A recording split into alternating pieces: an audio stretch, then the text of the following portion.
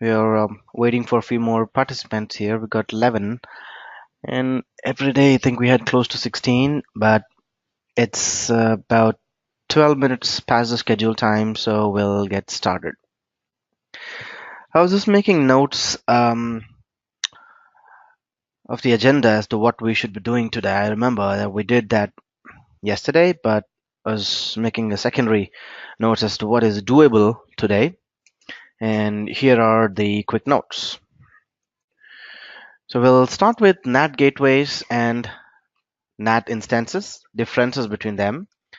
Yesterday, on the day 2 session, we did an end-to-end lab of NAT gateway and demonstrated how the instances in the private subnet can access internet or can be patched or can have their signatures of their antivirus updated using NAT gateway.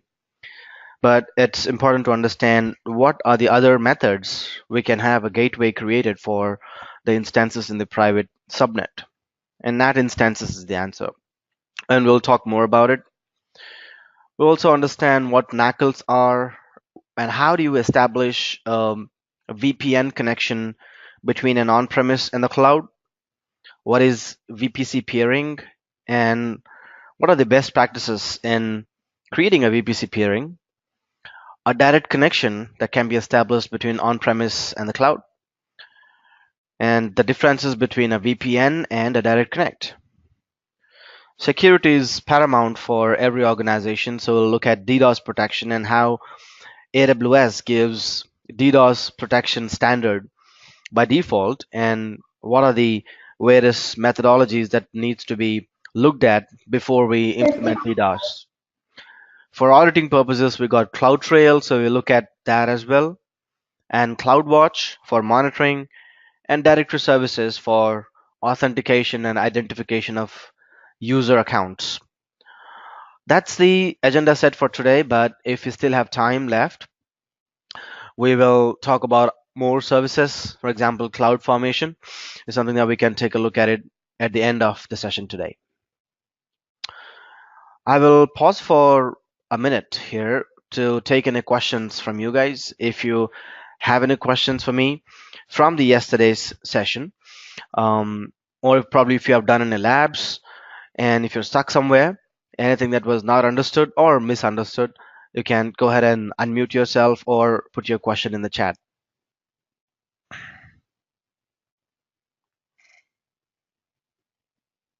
Hey, Anand, I have requested for to do a recovery of that server. It's similar to like Azure Site Recovery, what we do for AWS. So that we missed yesterday. So if we having a time today in the today's agenda, can we add that? So we are looking for recovery from Glacier. Is that right?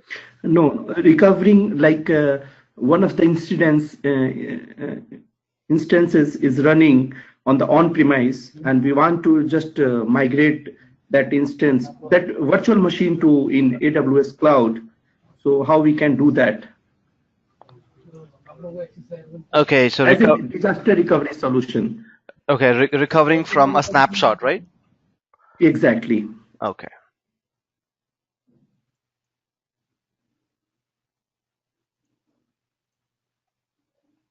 Okay.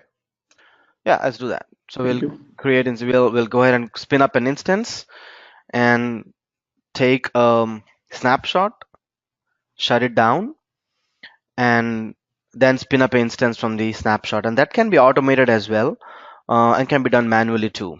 We'll look at those options. Thanks for bringing this up. Okay, thank you. Okay, is there any possibilities? It's just maybe I might be wrong to asking this question. Is there any possibility we can consolidate, or we can use both the services with Azure and with the AWS for us infrastructure as a service? So yeah, with AWS, with Azure specifically, if you're looking at, let me pull up another notepad. Azure Site Recovery. Yeah, so Azure Site Recovery works on two methods. One is if your virtual machines are in Azure, And second, if they are not in Azure, and that could be on-premise in AWS or Google Cloud, it could be just anywhere. So in this case, you Okay. will be deploying agents, and you get a agent for the agent for the Azure site recovery. You download the agent and install it on virtual machines that are outside Azure. They will then talk over TCP protocol to Azure site, take backups, and put those snapshots in storage accounts in Azure. Okay. And what about for AWS side? In AWS, you do not have such an agent. Okay.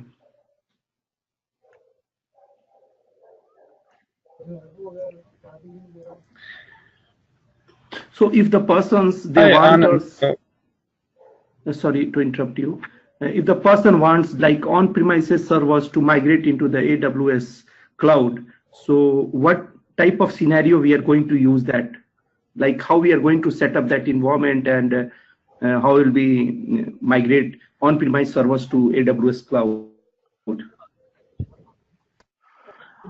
Well, if I go here, I know you're still pointing to the disaster recovery part of on-premise, and the reason I may want Yes. to go to one of the cloud platforms, let's say AWS in this case. I will have an AWS backup solution here. Now, this wasn't there till last 8 months ago. They just got it in one of the reinvent programs, and this is where you can define the backup plan, schedule backups, even for on-premise infrastructures. Okay, if let's assume my customer wants to like there will be 100 of servers in on-premise and they want us to move that servers into the Azure AWS cloud. So how we can propose the solution or how we can go ahead with that plan? How we are going to moving forward for this type of request? So you're doing migration from on-premise to AWS, and you Exactly, exactly. That's what I'm looking for. How we can do that? right. Cloud data migration is one of the important strategies. So data is the cornerstone of any successful cloud deployments. It's important to first evaluate. So let's say you got hundreds of servers. So first we're gonna do is evaluate and then plan and highlight the limitations there as well as to what can be migrated and what cannot be migrated, or rather say what should not be migrated. Um, so Amazon offers a suite of tools to data, help move the data over networks or or via road. I'll just put that word there, or via road. And at times Amazon also uses other technology partners to migrate this kind of data. Now let's say you have data sitting on SAN storage, because virtualization being one of the key strategies for every company today, we have most of the infrastructures are on VMware or ESX. But remember that ESX hardware is connected to a SAN storage, and that is a block storage, SAN storage, and we need to have the data moved out from the SAN storage to one of the most utilized entry points is S3 bucket. And let's say you've got terabytes and terabytes of data moving um, from on-premise, specifically in on-premise, you will have certain limitations out there, because you may not want to have that terabytes of data migrated on network. So that's when Amazon comes up with a new item or an service offering called as Snowball, and there's another one called as Snow Mobile. So depending on the amount of data that you have, you may want to pick up Snowball and Snowmobile service. We'll talk more about these numbers when we specifically talk about migration. One of these days, we got another 2 days left. We'll talk about that. But just to answer your question, Amazon has those services. So there are other things. For example, database. How do you migrate the database? Complexities of the database. Um, Complex schemas that an on-premise infrastructure may have. Will the database migration service handle that? Is there a conversion available out there? AWS managed cloud data migration tools are available that can again be um, used over the network or via the road using these, but eventually they'll go ahead and sit in the S3 bucket. Now, once they are out there in the S3 bucket, when I say they could be a virtual hard disk in the form of VHD or VMDK. VHD is Microsoft Azure, Hyper-V format, and VMDK is or VHDX is a VMware format. Or if you got databases with .SQL extension, all of them are first getting into the S3 bucket. That's the entry point. And from here, you can either spin up these VMDK or VHDs as a virtual machine, or import the content or import this kind of a content to RDS, NoSQL, Redshift, and Elasticache, etc. And even today we have Neptune as another kind of database mechanism. So what's important for us to do is evaluate how much of data and how many servers do have, what are the applications, dependencies. Well, I can just go for a lift and shift as well. Lift and Yes, that's exactly. That's what I was looking for. Like in Azure, we use rehosting the servers from on-premise to Azure cloud. So it's a similar to lift and shift. So is there in AWS, is there in a similar technology or similar services so that we can use to do the lift and shift type of migration? so if you look at this service called AWS Server Migration Service, is also commonly called as SMS, Server Migration Service. So that server migration service actually helps you do lift and shift. That means you need to have some kind of an intermediary in between on-premise and the cloud. So if you read this, it's going to help you migrate easier and faster for you to migrate an on-premise to AWS. And if I click on get started, Exactly. it That's will what I was looking for. it will give you two options, because Amazon does not know whether you have a VMware environment or an Hyper-V environment. So if you have a VMware environment, you got to download this OVA file, which is a template. It's pretty big. Last time I saw it was about 4.5 gigs or something. Let me see. One more time, save this file. What's going on? Oh, it's an OVA. Oh, okay, sorry. I downloaded the checksum. I just downloaded the hash. So this guy, it's sitting in an S3 bucket. Let's see, 4.1 gigs. So this will be acting as an intermediary. So you have to create a virtual machine in your VMware vCenter environment with this .ova template, and then that acts as an intermediary between vCenter and AWS. And the same holds true for Hyper-V. So here, Yes, got it. go ahead, please. Can we add this session, smaller session? Not I'm asking for the bigger section session in our agenda. Not for today, maybe today, tomorrow, or day after tomorrow. Yeah, it's there. It's there in the agenda. All right, then it's fine. Okay, thank you. Thank you. Oh, it is paused. Okay. Yeah. Thanks for your question. I will remove this, and then yeah, we'll have some good discussions on that front about migrations on lift and shift and data migrations, etc., and also the migration processes involved, preparation, business planning, designing and operating them in the later stage. There are different migration strategies, a lift and shift or lift tinker shift, or probably drag and drop, retaining them. Is something called as migration hub. So there's a lot in my head as well as a lot in my agenda. Yeah. And I would like See, to. that's why I've asked because I'm doing for the Azure migration from on-premise to Azure cloud. So that's what we having some requirements from the customer to on-premise to AWS clouds. So that's why my main agenda to join this meeting for the advanced trainings and advanced architecting. So that's why I've asked this question. So thank you very much for adding in the agenda. Yeah, thank you. Okay. So I remember you're Deepak, right? No, Amod. Mahmood. Okay. Yeah, just looking at the list that I have next to me.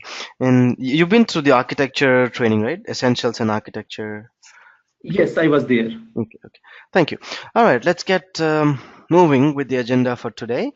Um, NAT gateways versus NAT instances. All right, let's just make a note of it here.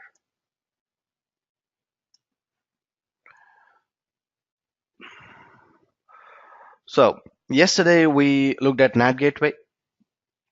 So you can use a NAT device. So regardless it's a gateway or a NAT instance, let's call it as a NAT device. Okay.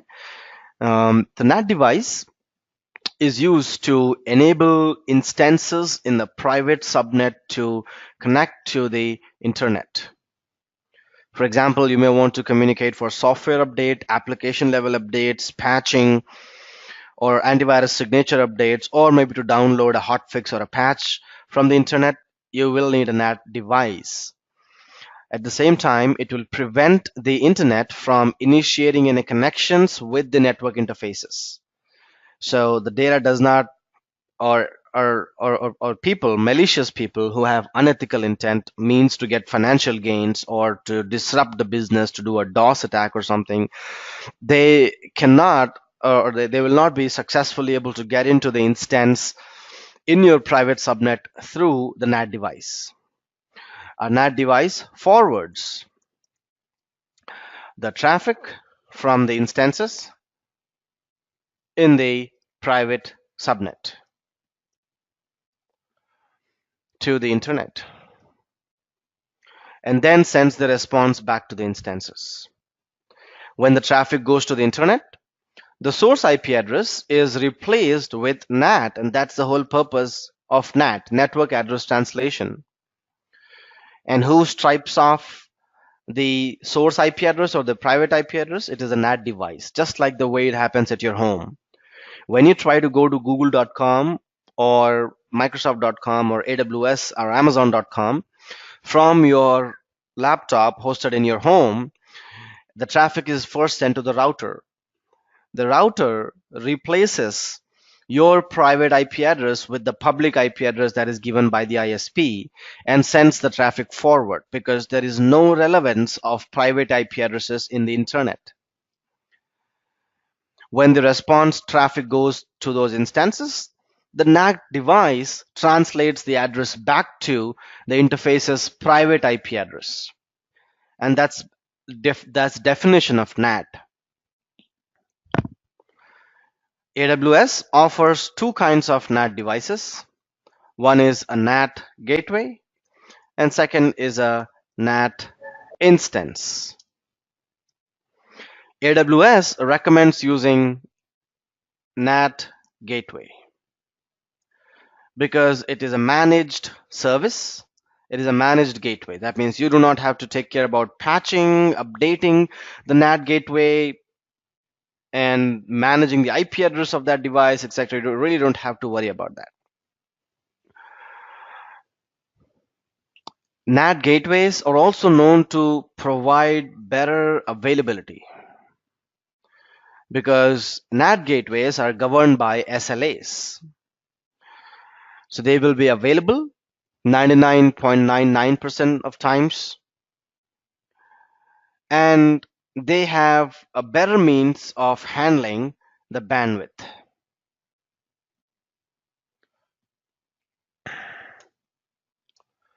A NAT gateway service is also a managed service. Like I said, it does not require your administrative efforts. Whereas a NAT instance is launched just like an instance, but it's a special NAT AMI. So it's just like an EC2 instance that will sit in your dashboard in your console. You can choose NAT instance for special purposes. That if you would like the NAT instance or the NAT gateway, NAT device to be managed by you, you want to patch it, you want to control the routing, you want to have more granular approach of managing the security of the instances, So by installing certain tools, you can identify the traffic that is inbound and outbound from the EC2 instances, which is something that you cannot do with NAT gateway. So if you have a NAT instance and then you install certain tools to monitor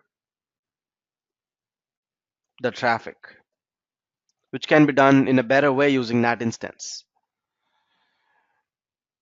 If you would like to do the same thing using NAT gateway, you need to establish something called as flow logs to monitor the inbound and outbound traffic. These logs will go and sit in S3. So you're not only paying for the NAT gateway, you're also paying for the S3 here. But in NAT instance, you pay for the EC2 or the VM that is created with NAT AMI, and probably the hard disk that is sitting or that is attached, volume that is attached to the NAT instance. The volume that is attached to the NAT instance need not be provisioned IOPS. It can just be general purpose provisioning, because it really does not need a lot of input output per second or a lot of throughput.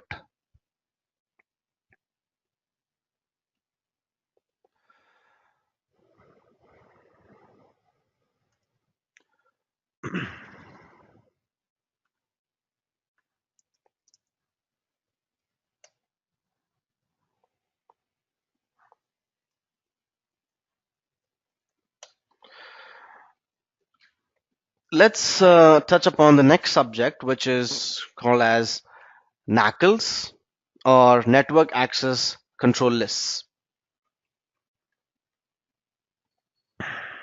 Only for traffic monitoring, we need the NAT instance. Even if we need to monitor the traffic in our own way, we need. Yeah, not just for monitoring, but if you would like to have more mechanisms to control the traffic, you can put some kind of a proxy inside the NAT gateway, and sorry, not inside the NAT gateway, but inside the NAT instance. So people who are using those virtual machines in the private subnet will not be able to access certain websites. You can put a firewall inside inside your NAT instance. So it's more like a VM. You log in and you can install, because the whole traffic is going through the NAT gateway.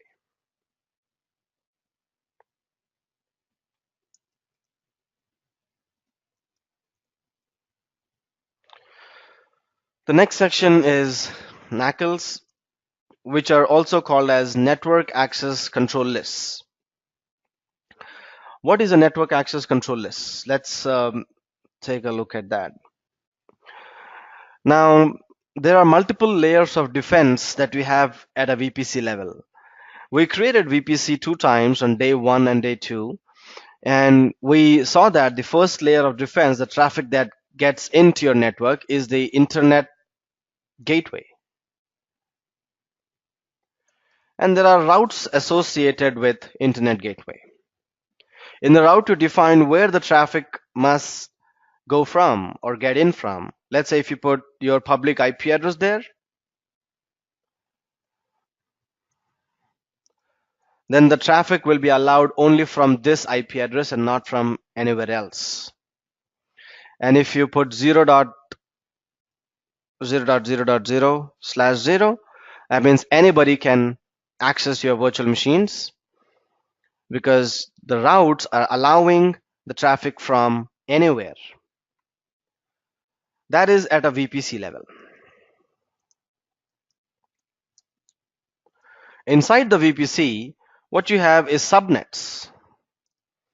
At a subnet level, you have something called as network access control lists. This is an optional layer. We never have to touch this.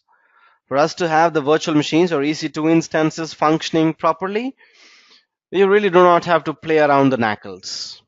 So hence it's an optional layer of security that also acts as a firewall. This is used to control the traffic in and out of a subnet. Hey, just a minute.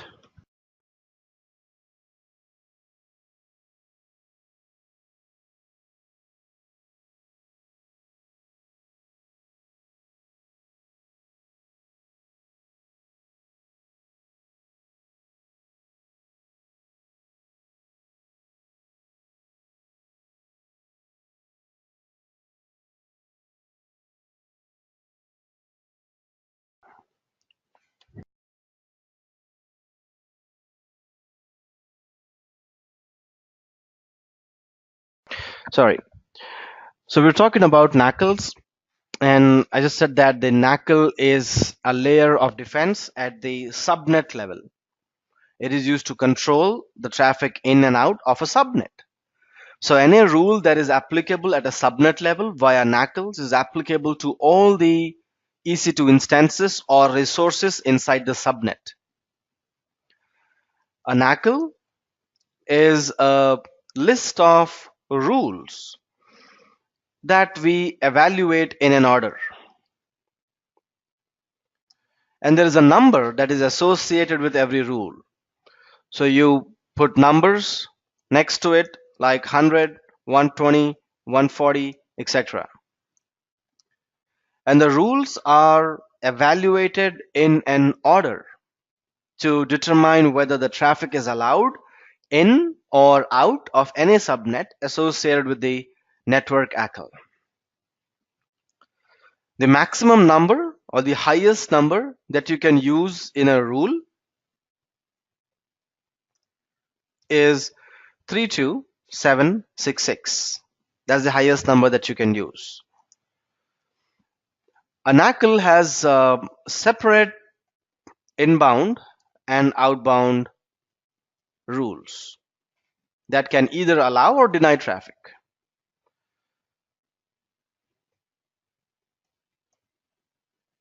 Okay. So you might have noticed that when you are creating a VPC, it automatically comes with a default network ACL. So you do not have to ever create a NACL for a subnet, even for a default VPC or for a custom VPC. The NACLs are created by default. We do not have to edit them, but we can edit them if there is a real need or a business justification. You can create custom ACLs, and each custom ACL starts out closed. That means it does not allow anything. It permits no traffic until you add a rule. Each subnet must be associated with a NACL. If you do not explicitly associate a subnet with a network ACL, the subnet is automatically associated with the default network ACLs.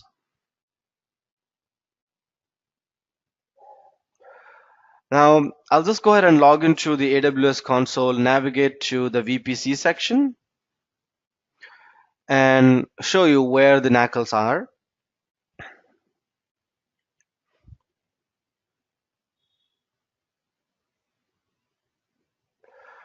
I'm connected to the Ohio region. Go here. So at the VPC level, I got the routes. Then at a subnet level, there's a tab right here called as NACL. And you will see that there are two rules, and you can edit and add as many rules as you like, but it will not let you edit from here. We got to identify the network ACL ID and then find NACLs on the left side. And then you can add your inbound rules and outbound rules from there.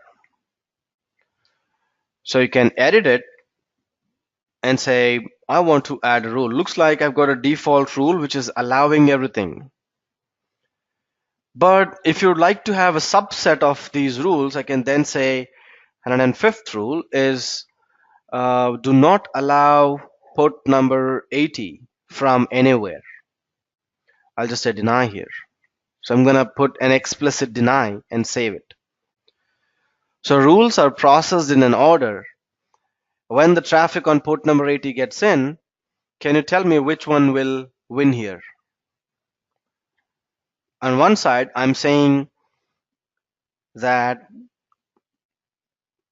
all the traffic is allowed from anywhere. And then I'm saying that block port number 80.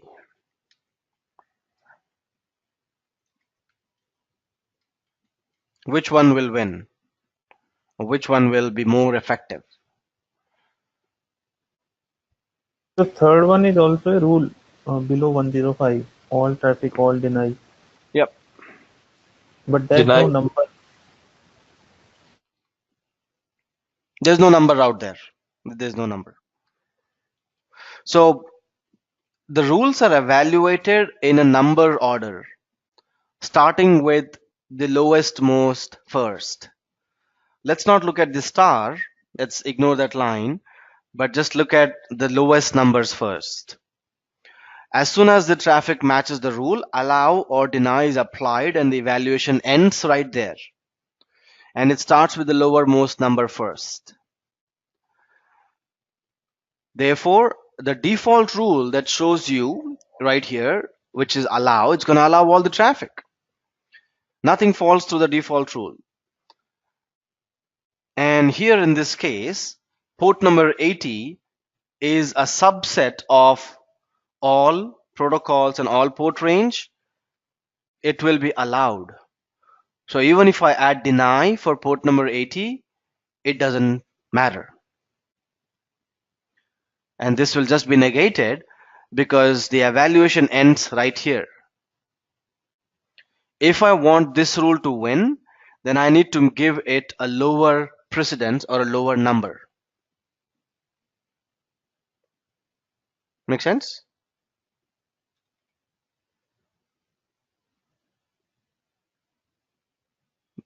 Is that clear? Yes. You mean to say that highest number of rule will supersede lower number of rule? The lower number will always win. Okay. I have another question. Like if we set these rules on instance level, NAT level, and VPC level. So which level of rules wins under all three conditions?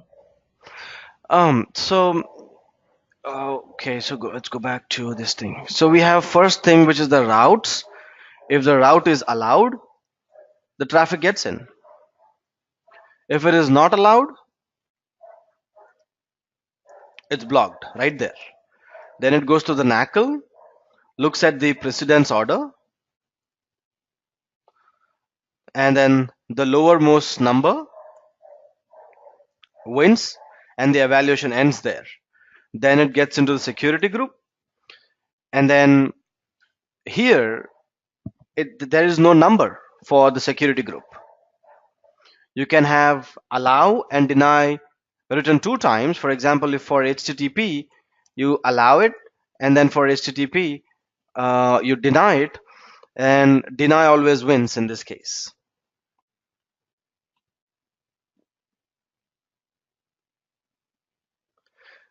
Rather, in fact, I'll just take a step back here, I'll just remove this. That there's no way you can specify a deny. HTTP, there's nothing called deny inside a security group, because by default everything is denied in a security group. Yeah, so I'll just take my words back and step back here. You need to explicitly allow rules in the security group. The major difference between security group and a NACL is that in a NACL you can deny things. In security group, by default everything is denied. NACLs are stateless unless security groups. Unlike security groups. So security groups are stateful.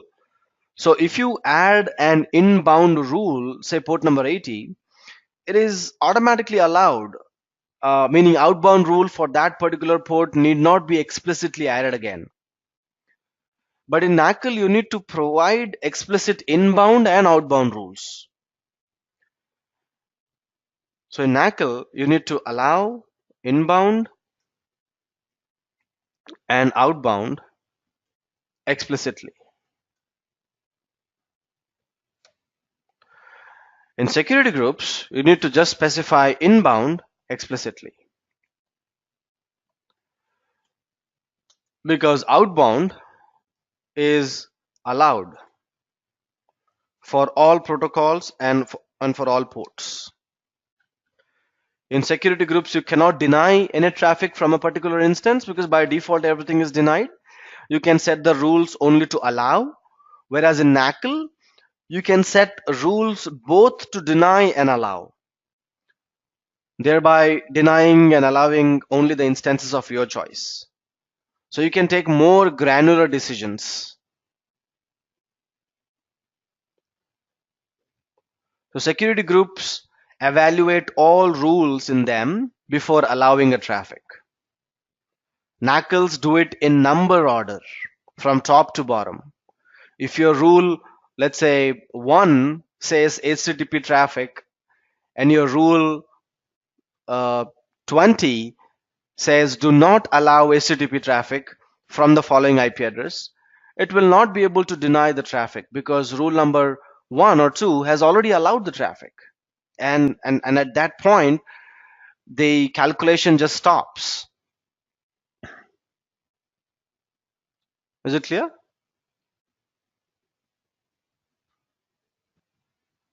Yeah.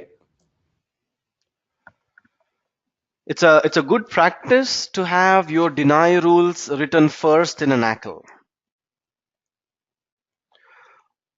Good practice to allow to write all deny rules first, followed by allow rules in an ACL. And by deny rules first, I mean specifying narrow deny rules. You cannot just put a high range and say, well, you can, but you don't want to do that. So you must not specify very large range of ports and protocols, giving them a deny. You have a very narrow range and specify deny rules for them for specific ports only, and then you write the allow rules.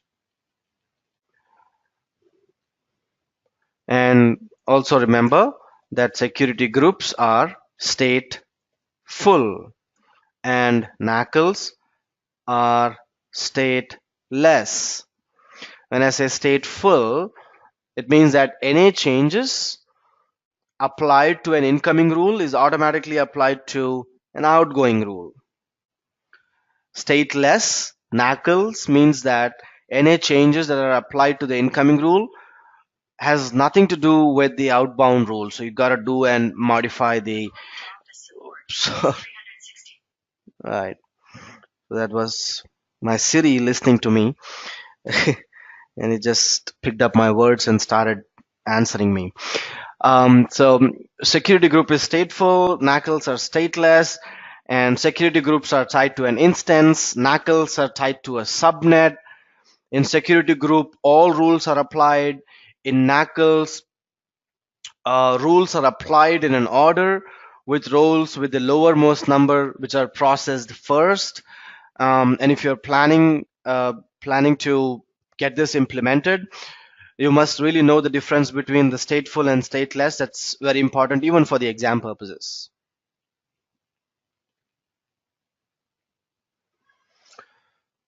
So I hope it's clear now what a NACL is, how a route is important, and the difference between NACL and a security group.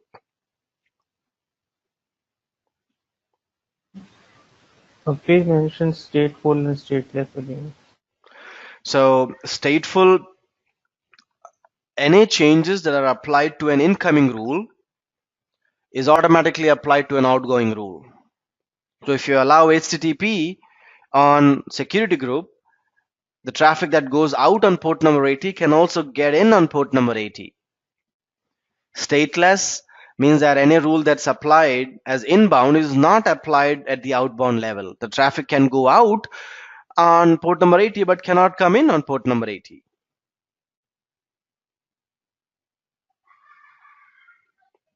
Is that clear?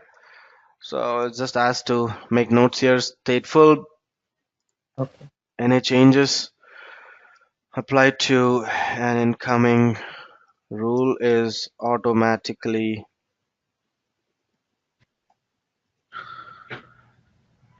And where do we get this option to select the rule, whether it is going to be stateless or stateful?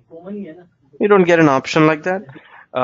Security groups are stateful and NACLs are stateless. Okay.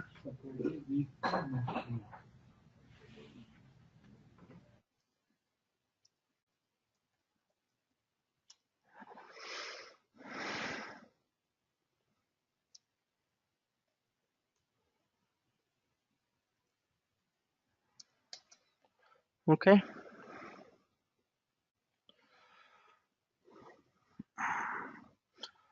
So if you got this clearly, we'll go ahead and talk about VPN gateways, setting up hybrid connectivity between on-premise and the cloud is something that we'll take a look at right away.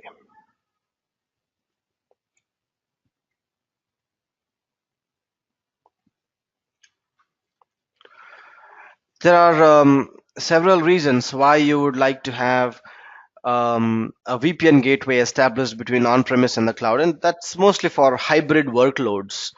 And if you have certain workloads running on your premise and you would like to have a site-to-site VPN connection, right? A site-to-site VPN connection, then you need to have VPN devices on both ends.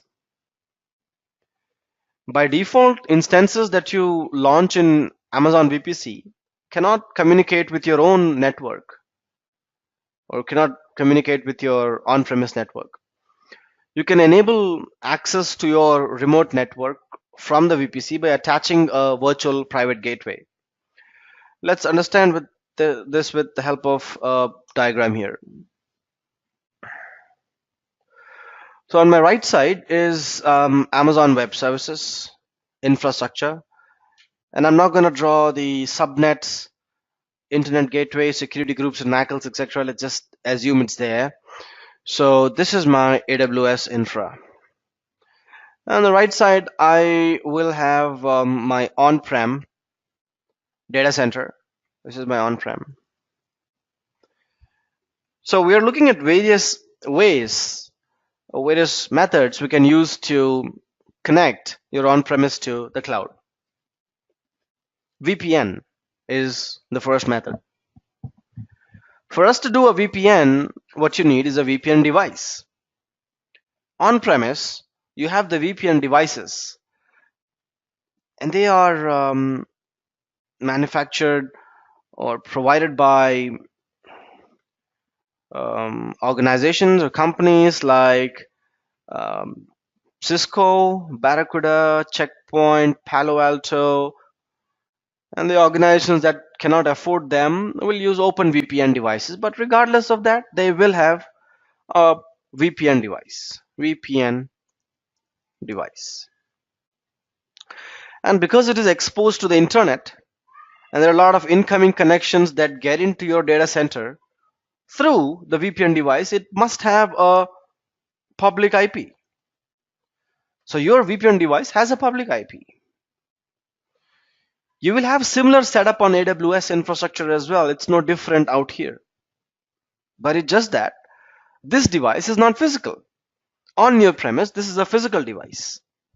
Or probably a virtual machine with a VPN application installed on it, but doesn't matter. Here, AWS infrastructure has a VPN gateway. We call that device as a VPN gateway. Right, that you put it right there. And I'll call it as a VPN gateway. And because that is an endpoint of my network in AWS, it will also have a public IP, right? No different, right? It's gonna be the same. Now, it's our responsibility to create a VPN connection between this and that. Let's probably give it a different color, right? So the connection just goes like that.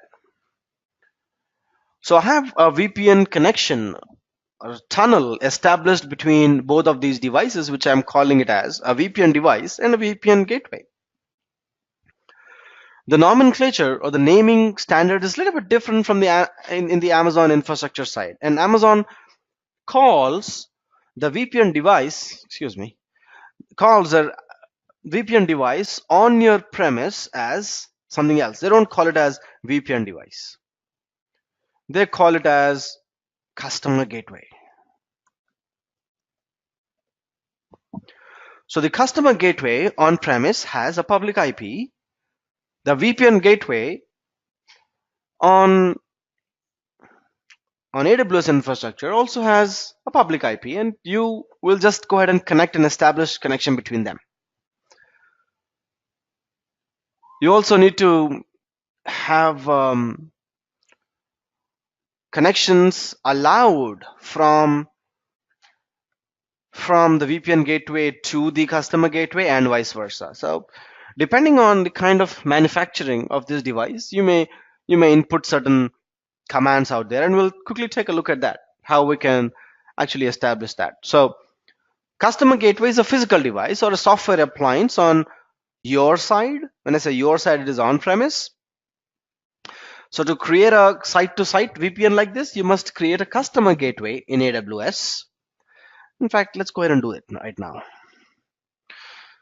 So I'm in the VPC dashboard in Ohio region, and I have a VPC which I created on day one probably, and I will go ahead and create a what? Virtual private gateway, right? I'll create a virtual private gateway.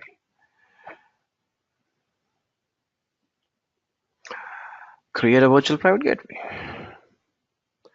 You can give it a name.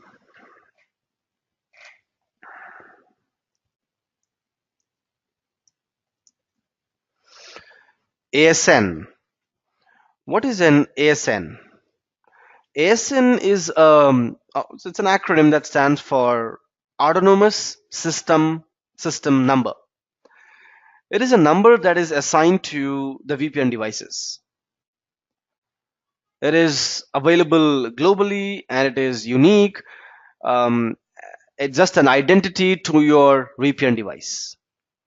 And that will enable the system to exchange the routing information with other neighboring ASNs.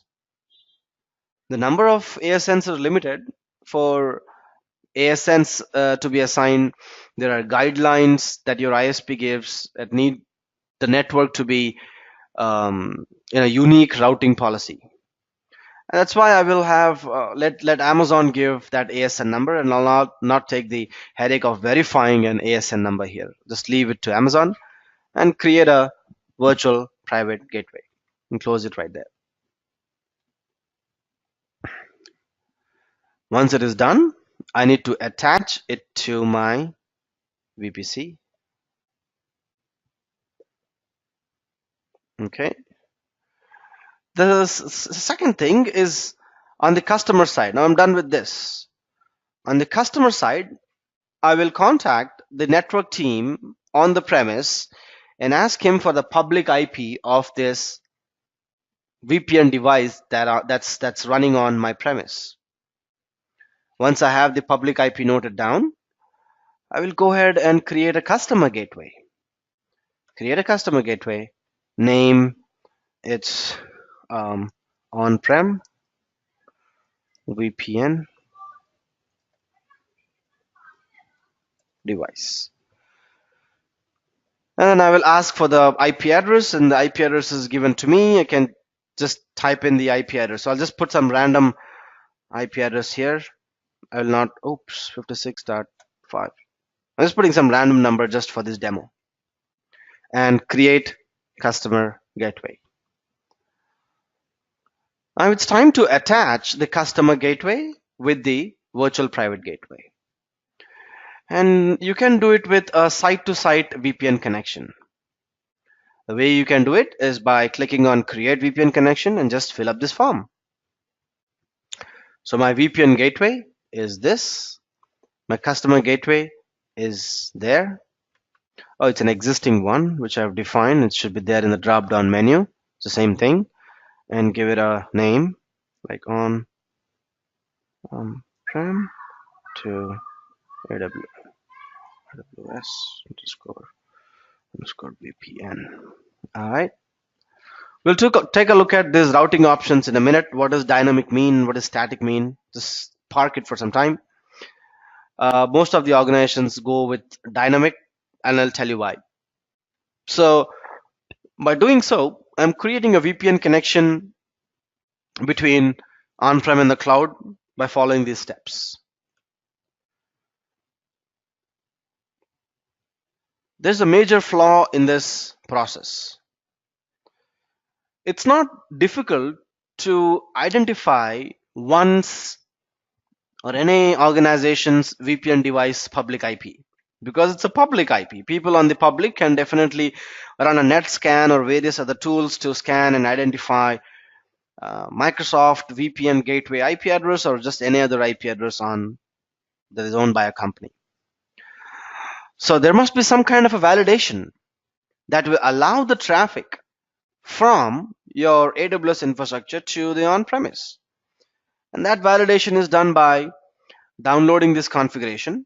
So you need to download the configuration. It is just a series of steps that you then need to perform on the customer gateway, which will then allow the incoming traffic from your AWS to your on-premise site.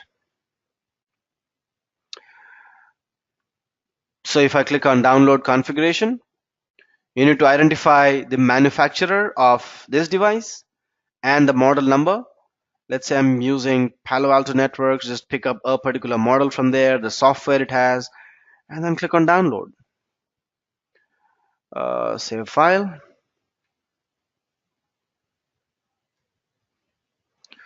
And then it will give you a documentation as to what should be done on your premise. So this is a series of documentation that there are a lot of commands inside it, which will just allow the incoming connection from AWS to your on-premise.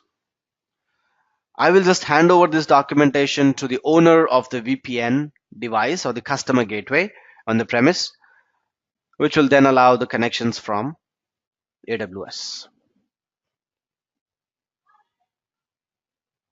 See the commands right here, set local address IP, allowing from here. There's another command, set local. So let me open it in Notepad++.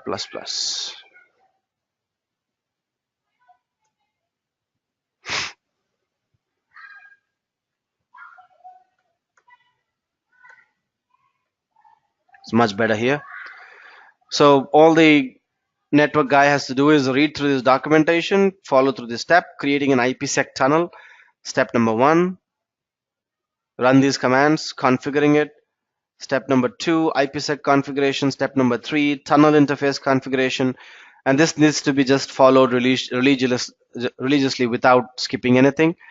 And you will then have a VPN setup done.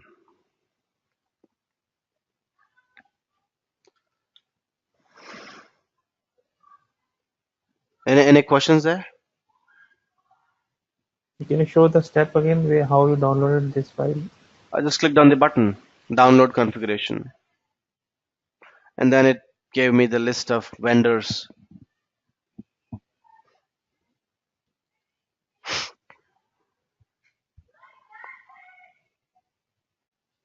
So vendor is for the what is at the customer end. Yes.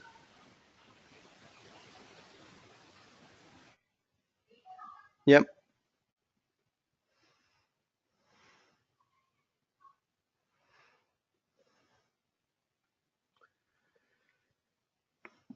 Is that clear? Any questions, please?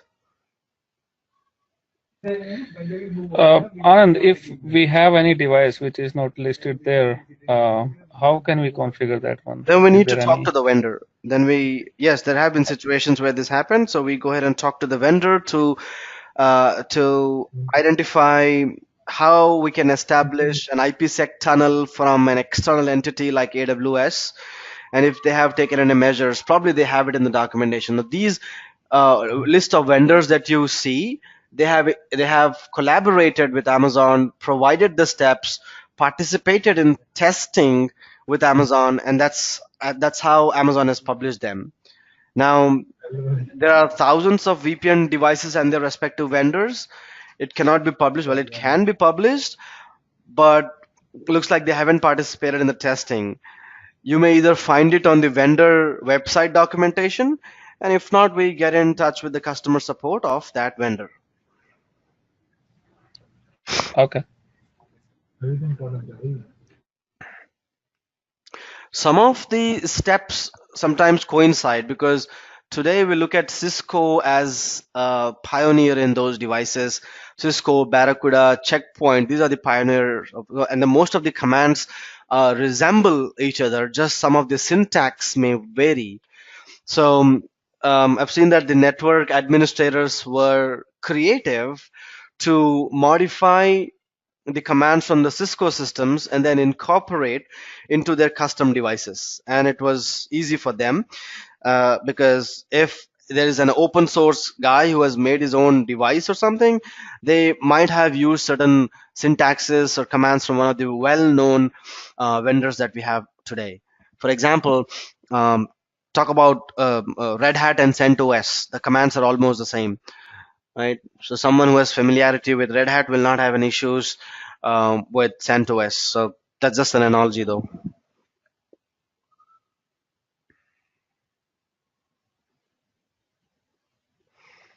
Yeah.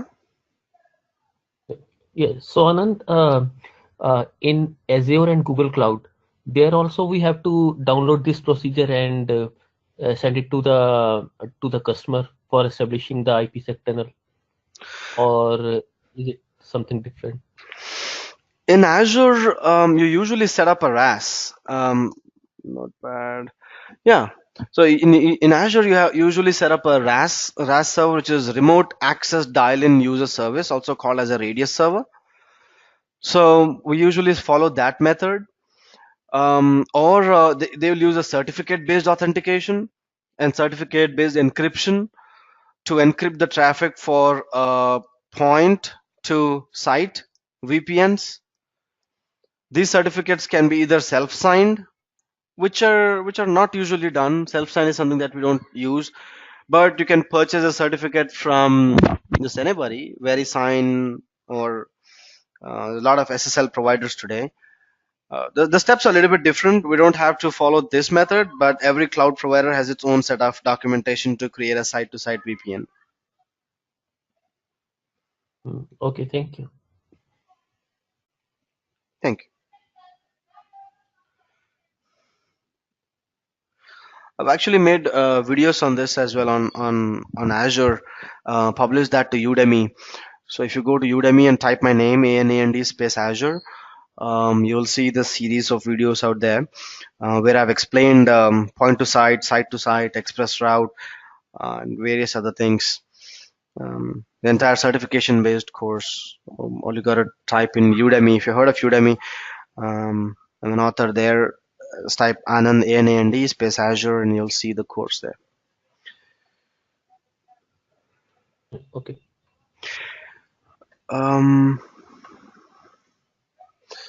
Okay, this will be pending. It's available now, but it will not work because we just used a dummy IP address here for the customer gateway. It's just not gonna work until the time you complete the download configuration thing.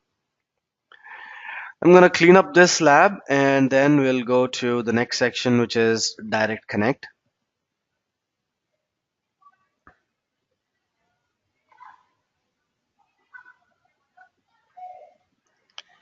I just follow the same thing, delete, yeah, and delete the gateway. It's deleted.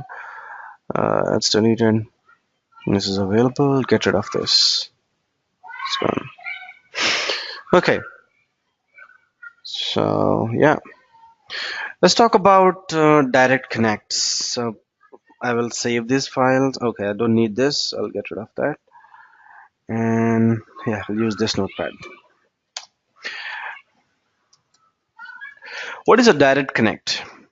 Now, direct connect is used to establish a dedicated connection from on-prem to AWS. So using AWS Direct Connect, you can establish a private connectivity between AWS and your data center, or to your office, or maybe a co-location environment, which will reduce your network costs, increase bandwidth, not increase bandwidth, but increase the bandwidth throughput, and will also provide a more consistent network experience than other internet-based connections like VPNs that we just spoke about. right? So direct connections gives you a better way to connect to your on-prem infrastructure because it is a dedicated network connection between your on-prem and one of the AWS Direct Connect locations. It uses industry standard, or as industry standards like 802.1q VLANs, and this dedicated connection can then be partitioned to multiple interfaces, right? That means multiple devices can use it, multiple tunnels can be utilized in the same method. And this will allow you to use the same connection to access public resources such as S3. S3 are public resources, but you can still use them using a private connection. You can use them with a public IP, isn't it? So you will be able to access the private resources over a public channel with an encrypted state, such as EC2 instances running with Amazon Virtual Private Cloud using a private IP space, and while maintaining the network segregation with public and private environments. The virtual environments can, or virtual interfaces can be reconfigured um, at any time, whenever things change, whenever requirements change from the customer. So AWS Direct Connect is a direct connection between on-prem and the cloud, and we are getting a huge amount of benefits out there. Specifically, even the bandwidth is elastic in nature. So let's make that point here: elastic bandwidth. What does that mean? It means that let's say you're choosing 1 Gbps as a speed, right? When you're creating an AWS direct connection, you need to choose whether you want 1 Gbps or 10 Gbps. But let's say you've chosen 1 Gbps and certain point in time your workloads increase so much that you need 1.5 or 3. Now, because the bandwidth is elastic in nature, it just expands based on your needs. So you can easily provision multiple connections if you need more capacity.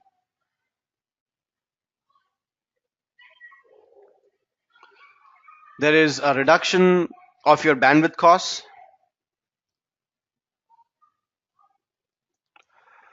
So if your bandwidth, if you have heavy bandwidth, heavy workloads that you wish to run in AWS, AWS Direct Connect reduces your network costs into and out of AWS in two different ways. First, by transferring data to and from AWS directly, you can reduce your bandwidth commitment to your ISP. So you pay less to your ISP in that case. And second, all the data transferred over your dedicated connection is charged at reduced AWS Direct Connect data transfer rates rather than the internet data transfer rates.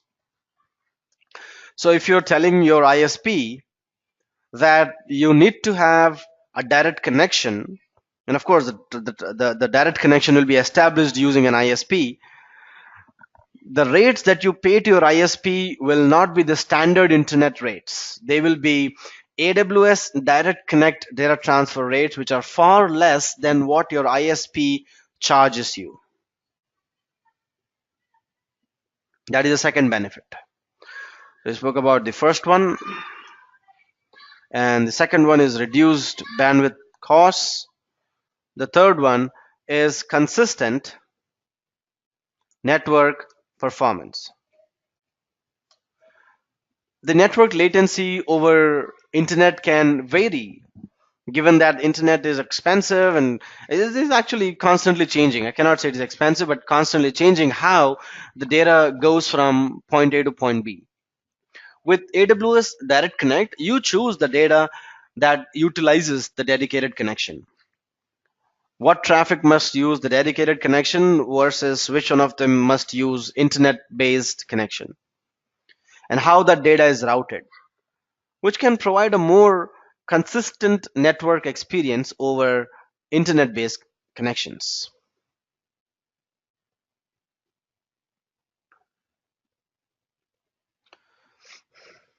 Fourth one, it is compatible with all AWS services. AWS Direct Connect is something that works very well, integrates tightly with all AWS services that are accessible over the internet, such as S3, EC2, VPCs, etc. It's a private connectivity. That's the fifth point. It's a private connectivity to your Amazon VPC. With multiple virtual interfaces, you can even establish a private connectivity to multiple VPCs while maintaining network isolation. So you do not need one direct connect per VPC. You can have multiple interfaces attached to the direct connect, and each network interface or each virtual interface can then talk to a VPC. So you can have just one direct connect for multiple VPCs while you maintain that network segregation or network isolation. Sixth one, it is simple. Simple to set up. You can sign up for AWS Direct Connect quickly and easily using the console. It's a single view to effectively manage all your connections and virtual interfaces. You can also download the customized router templates for your networking equipment after configuring one or more virtual interfaces, just like the way we did with VPN connections. So how is it different from a VPN, a standard VPN? VPN connections can be configured in minutes. So they was pretty quick, like you saw in the lab a few minutes ago. And there's a good solution if you have immediate need. If you need to do things right away, then and there, then VPN connections are good. Explicitly, if you would like to have an immediate attention for encrypting the traffic and to set up the on-prem to AWS connectivity over a private channel. They will give you a modest bandwidth, probably from low to modest. It really doesn't give high bandwidth. They'll give you low to modest bandwidth requirements and can tolerate the inherent variability in internet-based connectivity.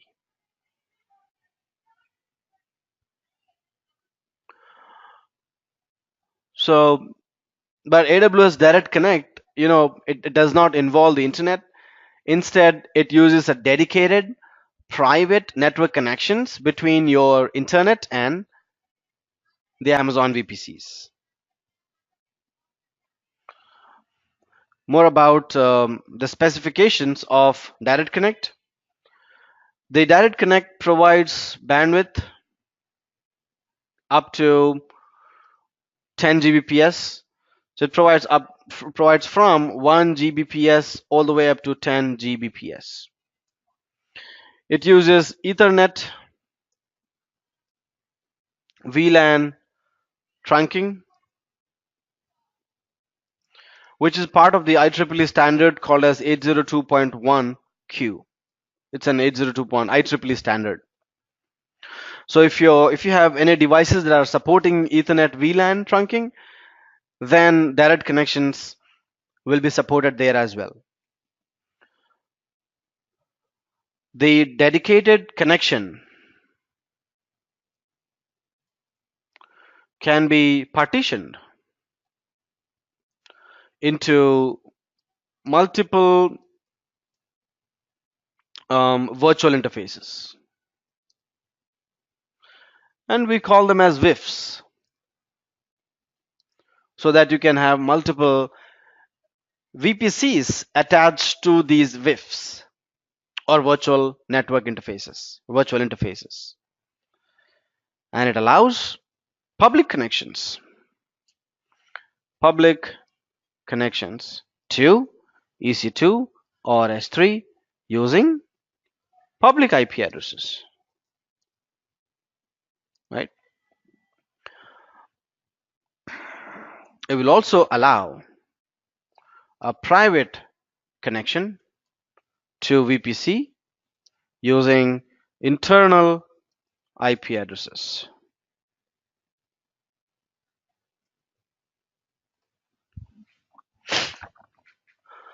Let's go ahead and draw a diagram of this. We cannot implement this right away because you need to coordinate with your ISP to get this established, but you can definitely draw diagrams and understand how that works. On the left side is your Amazon Web Services. That's my Amazon. And inside that, I've got, let's put notes here as well, AWS. And inside my AWS, I have a VPC, create a VPC there. And inside my VPC, I've got a subnet. And then inside that, I've got an EC2 instance. That's my EC2 instance, or probably a few more EC2 instances like that. Right? And give it a minute to make notes. That's my VPC. That's my subnet. And these are my EC2s.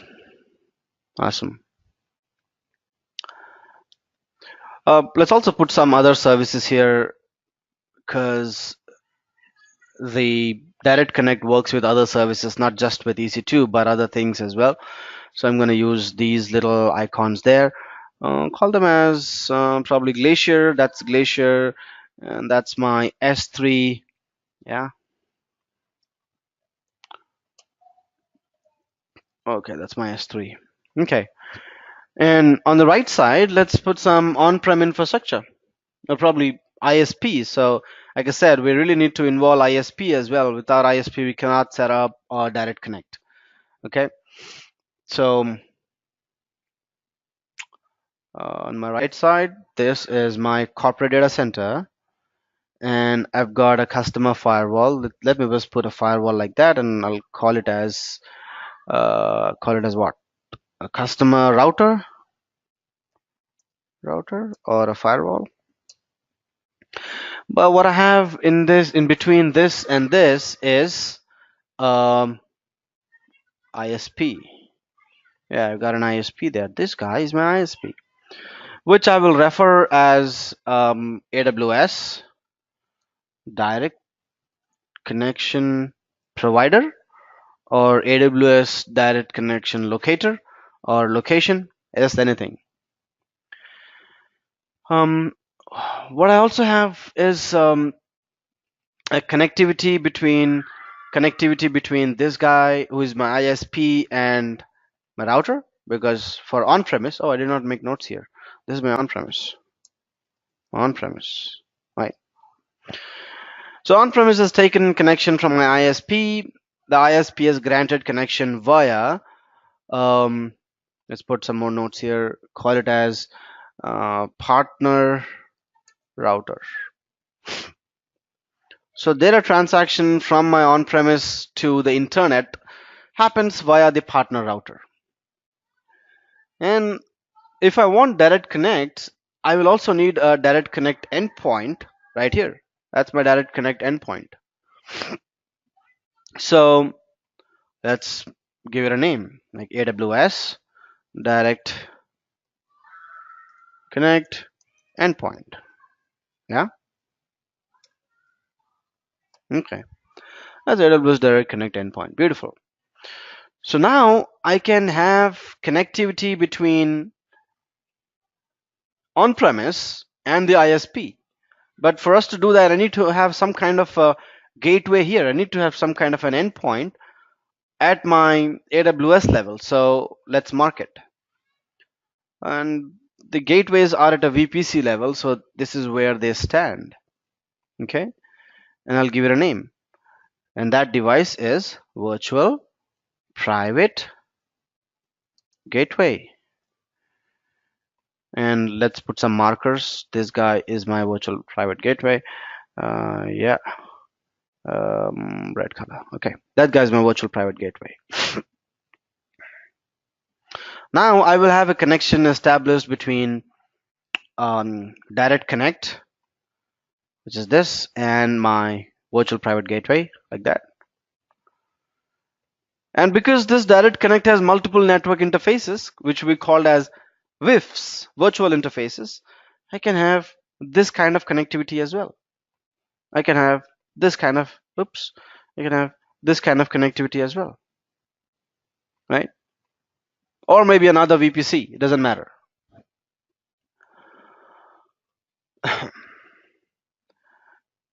I can also have VLANs established. So for this partner router to talk to AWS Direct Connect, the connectivity between this and this is also established. So you can have multiple VPN tunnels established between these devices there. So that's the architectural diagram of Direct Connect.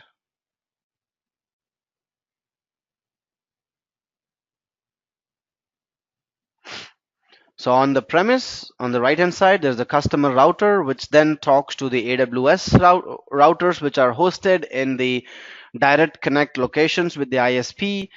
And those ISP hardwares can then talk to different services in AWS. It could be a VPC, it could be another VPC, it could be DynamoDB or S3 or Glacier or databases, anything. It will be a private connection once we have this kind of a setup established. And these are talking over WIF, which is just make that point here. Oops. Yeah, virtual interfaces. Any questions on this? How this AWS Direct Connect and partner router they are connecting? Because they are on the same premise, right? They are on the same premise. So how they are connecting? How they are talking to each other? So they will have a VLAN. This is a VLAN. VLAN 1, and this will be VLAN 2. A virtual LANs are created between these two. Who makes them? ISP makes them.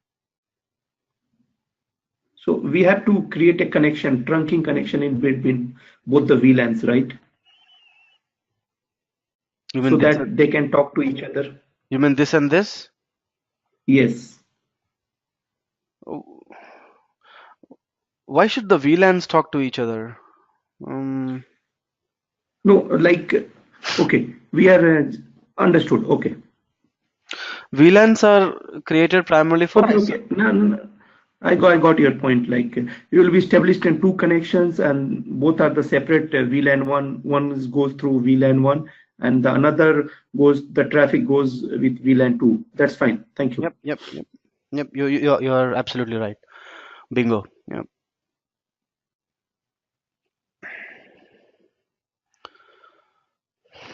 So, yeah. Anand, hi, this is Satish. I could not understand this direct connect endpoint. The location which is mentioned as AWS direct connection location, it is ISP, right? It is ISP.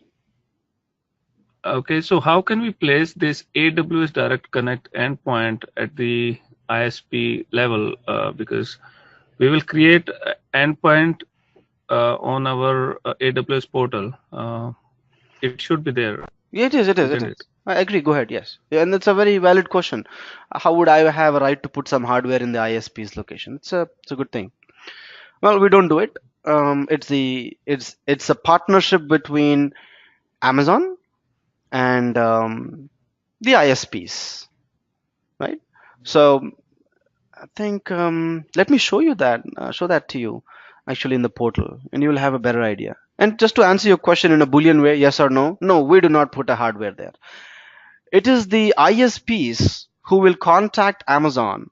And now that Amazon is becoming big, It is the ISPs. ISPs like Equinix, CoreSite, depending on the geographical location where they are. Yeah, I just specified some of the United States specific, but AT&T, Comcast, CenturyLink, Colt, what else? Global Networks, Sprint, Verizon, Zoho Networks, or Zoyo Group, Etisalat in the Middle East, Bharti in the Asia Pacific. So they are the ones who will then go ahead and tie up. How about entity communications? Does that belong to entity data? Is it the same group? I'm not sure, but it's the ISPs who will go and talk to the AWS to set up a kind of hardware infrastructure at the ISP level. Okay, so I need to contact my internet service provider and need to check with them if they have facility to provide me direct connect, direct access to the AWS. And if my service provider doesn't have the tie-up with the AWS, we cannot do that. No, you can. Then it's your ISP's responsibility to contact an ISP who has it. So it will be an internal communication between them, an ISP to ISP. So I think my screen is shared, and what I'm sharing is the list of partners that we have today. And then if your ISP is not in the list, they may be interested in becoming an AWS Direct Connect partner. So for the North America, that's the list, right? On the left hand side, you have all of that. And yeah, so what else? Scroll down. For the Europe and Middle East, you got that. Europe, Frankfurt, Paris. These are the ISP providers that are there. For Asia Pacific, these are the ones: Bharti Airtel, AT&T, Colt, all of these guys. Sprint, yeah.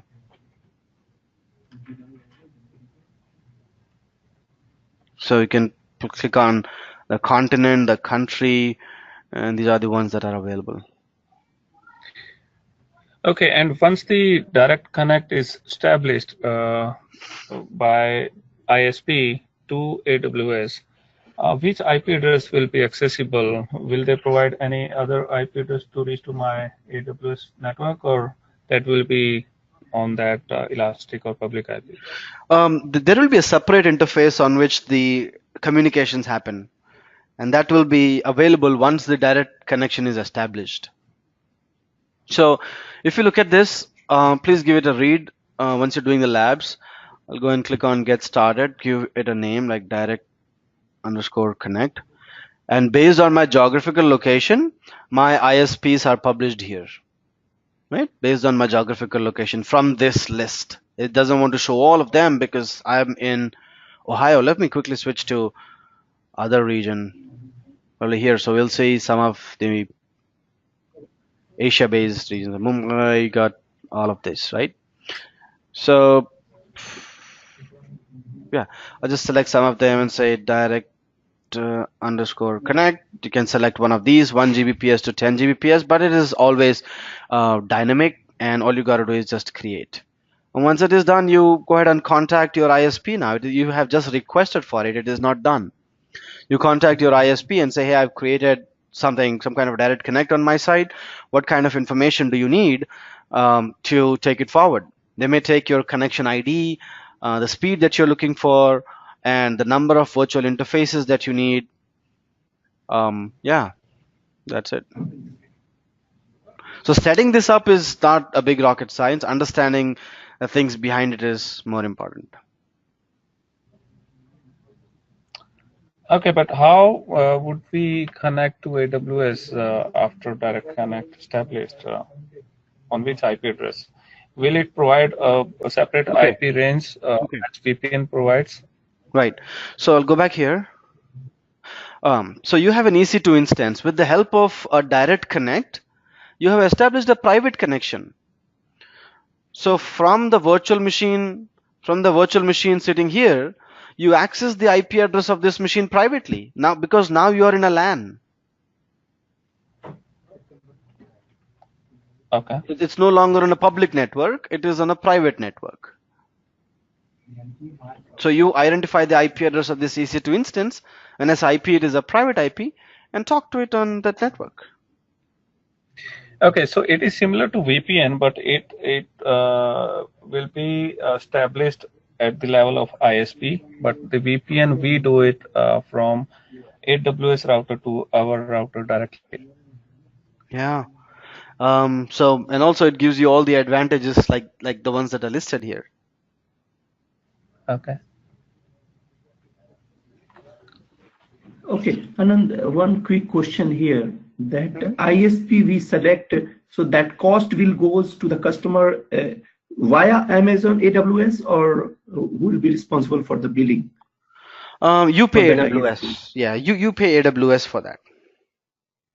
Okay, so AWS having a direct collaboration with that ISPs, right? You are right. You are right. Yes. All right, thank you. So we have to pay separately to ISP for this service and separately to AWS. So we have to No, pay twice no, for this no. service. Sorry. You don't have to pay your ISP. For your ISP, you just one of the points I was saying, that there are reduced bandwidth costs. Once you have this connection established, you pay a certain minimal amount to maintain that connectivity. But for express routes, you just pay it to the Amazon, and that comes into your bill. Okay. So what we understand, like we're not supposed to pay anything to the outside the AWS. We have to pay just to the AWS Amazon, and Amazon will pay the others who having the ISPs. There is a cost of setting up the infrastructure. For example, cabling, hardware, real estate costs. So um, the ISP needs to get it from somewhere. So the costs are actually split up. It's not that you really do not have to pay anything, but it will not be as massive as what we used to see earlier. I remember that when I was used to work in a previous company, I saw that the cost was about cost to the ISP was about 25. I don't know if people understand lakhs here. It was about 25 lakhs, which is, I don't know if I convert to USD, that's still a lot of money. So now with this direct connect, you do not pay that amount of money per year, because it's no longer a capital expenditure; it is an operational expenditure. But then your costs will considerably reduce because you're not paying that huge and massive amounts to your ISP, because this bandwidth is on need basis. But here I just want to make sure, like, just I'm re-asking the same question. So we are not supposed to pay anything to the ISP. We are paying the bills, whatever it comes from the Amazon, right? No, that's not what I said. You gotta pay to your ISP and you gotta pay to Amazon. Okay, so for that service, okay, like there are for listed 4-5 ISPs, so we are contacting all the 4-5 ISPs and we are getting the bill details and how much they will charge or something like that. Yep, there's a pricing as well, AWS Direct Connect pricing, which let's just look at the pricing here. I'll open it.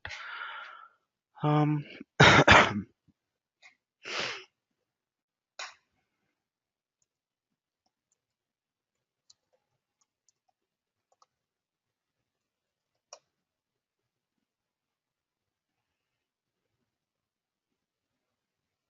yeah.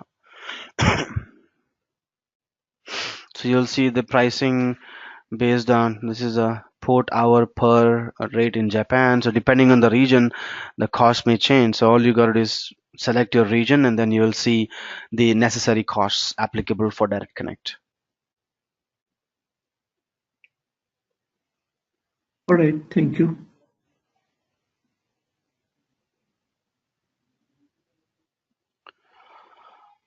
Thank you. So I'll quickly clean up this thing. Go to actions and delete this connection.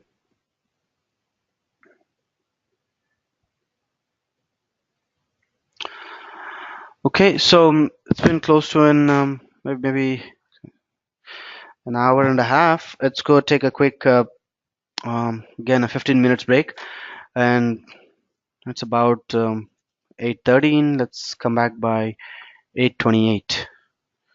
Okay.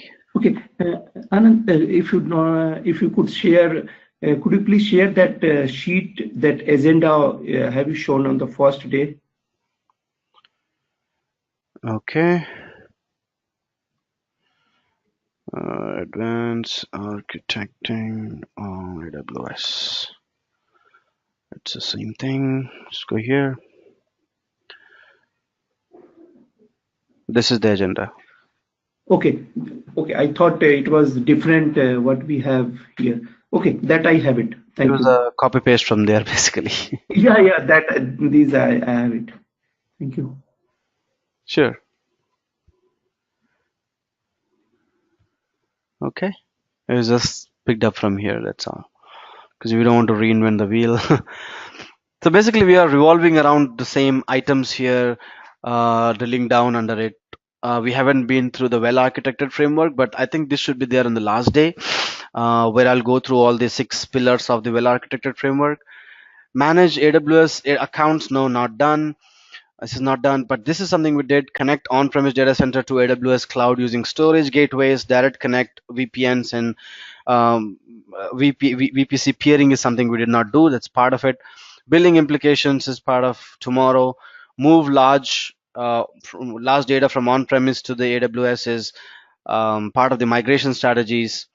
So yes, we are there on track, and we'll get there. One of the agendas that we have today is this one as well: DDoS attacks. Some of the architectural solutions is something that we talk about. So the ones that we see are left are most of the low-hanging fruits, and we'll plug them on the last day or maybe second half tomorrow. Okay.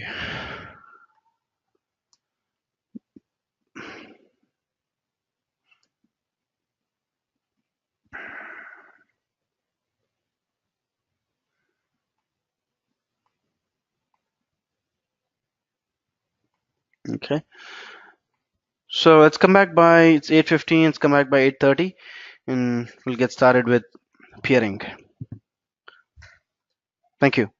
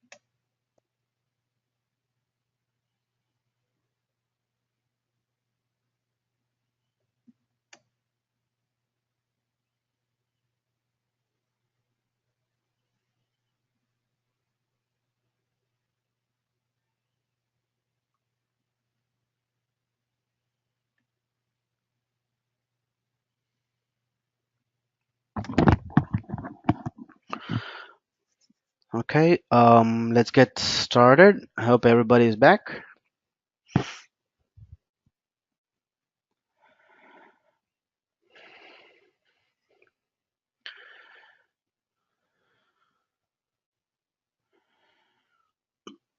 Okay, so it's time. So let's get started with another topic, which is VPC peering.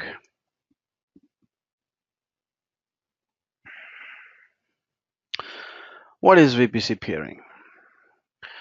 VPC peering is used to connect multiple VPCs. So VPC peering is a one-to-one relationship. It's one-to-one relation between two VPCs, right? So if you would like to have a private communication without involving a gateway or any such hardware, that's when you will need VPC peering. So traffic is routed between VPCs using private IP addresses. The traffic is not flowing through the internet, but is flowing through the Amazon's data centers. That also means that instances on either side of the VPC can communicate with an instance residing in another VPC as if they are in the same network. VPC peering can be established between two VPCs in same subscription or same account, or VPCs in separate accounts, and they can be within single region or different regions. So VPC peering is a connectivity between two VPCs or multiple VPCs, and it's a private communication. The transactions happen via the private IP. So I do not have to establish a VPN connection every time. The communication between VPCs will happen as if they are on the same network. VPC peering connection does not rely on gateways. So that means we do not need a VPN or any such hardware. AWS uses their existing infrastructure of a VPC to create a VPC peering connection. We do not need an ISP. And also there is no single point of failure for communication, or there is no bottleneck in the bandwidth as well. Like I said, VPC peering is a one-to-one relationship between VPCs. That also tells me that VPC peering is not a transitive connection. So if I have a VPC A, here, just name it like that, VPC A, and there is another VPC probably in the same subscription or in a different subscription, in a different region or in the same region, I can have a peering established between both of them, like that. And also spoke about transitivity. So I've got another VPC there, like that. And quickly give it another name as well, like VPC C. And I can have a relationship between VPC A and C. A transitive relationship is not allowed. That means that the resources, or let's say the EC2 instance inside VPC A, can talk to the instance inside VPC B. The instance in VPC A can talk to the instance in VPC C. But the instance in VPC C cannot talk to the instance in VPC B. It's like the theory of transitivity. which means that if A equals B and B equals C, then C equals A, which is not true in this case. If there's a peering between A and B and then A and C, then does not mean that there is an automatic peering between C and B. It must be explicitly established if you ever want that. VPCs have CIDR blocks, as we are aware. Let's say the CIDR block is 10, 20, 30, or maybe 0.0/16. And if I have another VPC with similar CIDR block, or call it as an overlapping CIDR block, then the peering cannot be established. That means you cannot create a VPC peering connection between VPCs that have matching or overlapping CIDR blocks, 10.20.0.0/16. So I've got two VPCs of the same CIDR block or matching or overlapping CIDR blocks. I cannot have a VPC peering done. These are the key things to keep a note of in the planning phase itself when you want to provision VPCs with an intention to create a VPC peering.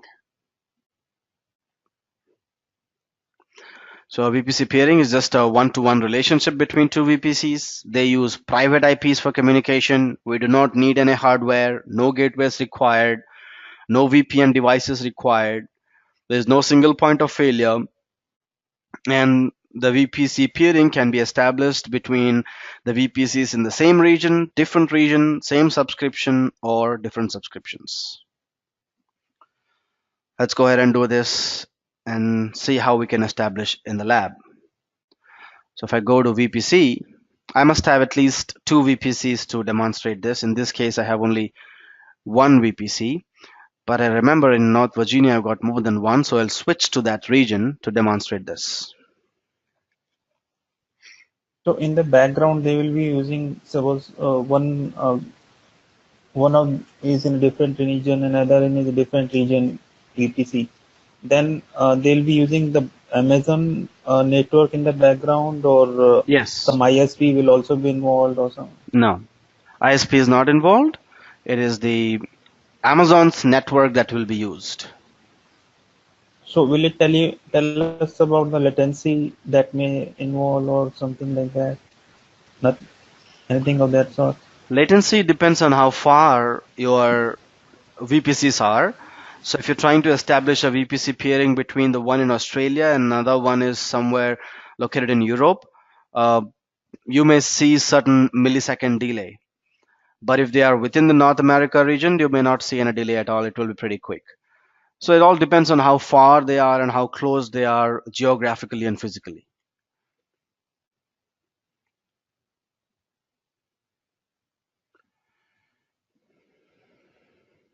Right? Okay. So I've got something here, couple of VPCs. So I go to the peering connections and then say create peering. Give it a name, say VPC underscore peer, and requester. Who's the requester? So I want to create a VPC peering between this and maybe something else. Its CIDR block is automatically populated. And then it asks you whether the VPC is in the same account or in a different account. If it's in a different account, then you need to put the account ID and then select the region in which it is located in. So that also means that a VPC peering can be done between two regions, VPCs in two regions, and VPCs in multiple accounts as well. So it could be any permutation combination. So first I'll go ahead and cancel this to figure out if they have any overlapping CIDR blocks. So this tells me that I cannot have a VPC peering between 1, 2, and 3, but I can have a peering done between 3 and 4, 3 and 5, 1 and 5, 2 and 4, etc. because they have different CIDR blocks and there is no overlapping. Peering connections, create a peering. And my requester let's keep it as that. And they are in my account in East 1, let's say. The acceptor, I'm just gonna pick up, or maybe a different region as well. You can pick up any region. And then I have to specify the VPC ID here. Since I don't remember the VPC ID, I will say the same region and select my VPC. A VPC peering can be done between both of them, this and this, because they have different setter blocks, which is okay. Just go ahead and say create connection, and that has been requested.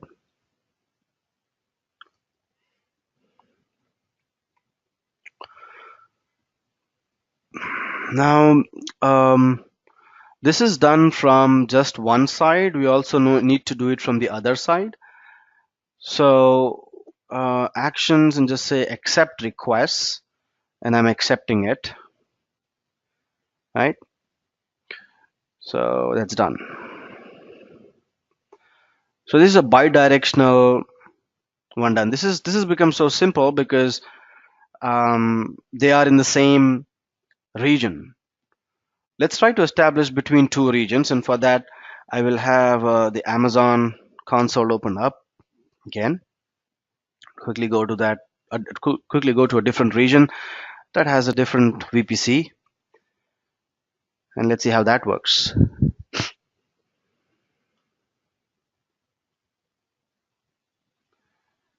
Let's go with Ohio.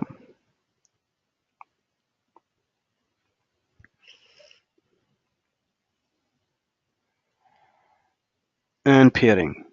So what I want to do is create a VPC peering between Great Labs in Ohio and maybe something else which is of 192 series, one of these, because the one in Ohio is of 10.20 class A range. Let's do that. So I'll go to the peering section again, create peering connection, and say peer underscore Ohio here. And then the one who wants to request is this. And this is in the same account, but in a different region in Ohio. And I need to put the VPC identifier here, like that, and create peering connection. Okay. So say okay. So this is just pending acceptance. So right click, now you will see that it's all grayed out because this needs to be accepted from the other side. So I'll go to the peering. Hey, this is Satish. Are you doing something on screen? I do not see anything happening on the screen. Is it with everybody?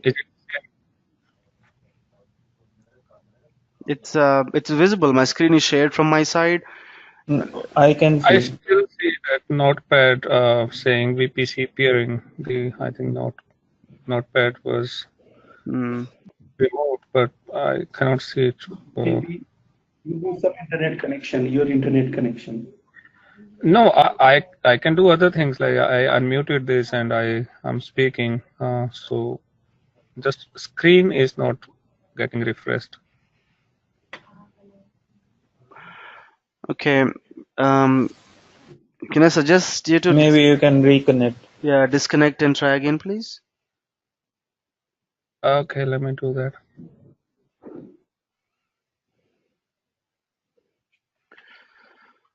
So what I did just now is created a peer to Ohio and it's pending acceptance. And once I go to Ohio region, click on peering connections, I see that a peering is automatically populated. And this has to be accepted from here, not from the source. So I just accept it and say yes, accept. Please read this. It says to send and receive traffic across the VPC peering connection, you must add a route to the peered VPC in one or more of your VPC route tables. So you need to edit the routes to have that configuration fully complete. Now this is done. You see this automatically got activated, right? So we saw how peering can be established between VPCs in the same region and VPCs in two different regions. You also need to go to this particular place and then edit the routes here. So I'll VPC peering connection is associated with the following route tables. It does not have any route tables at this point. So you go to the route tables, create a route table, and assign it to the VPC. This one.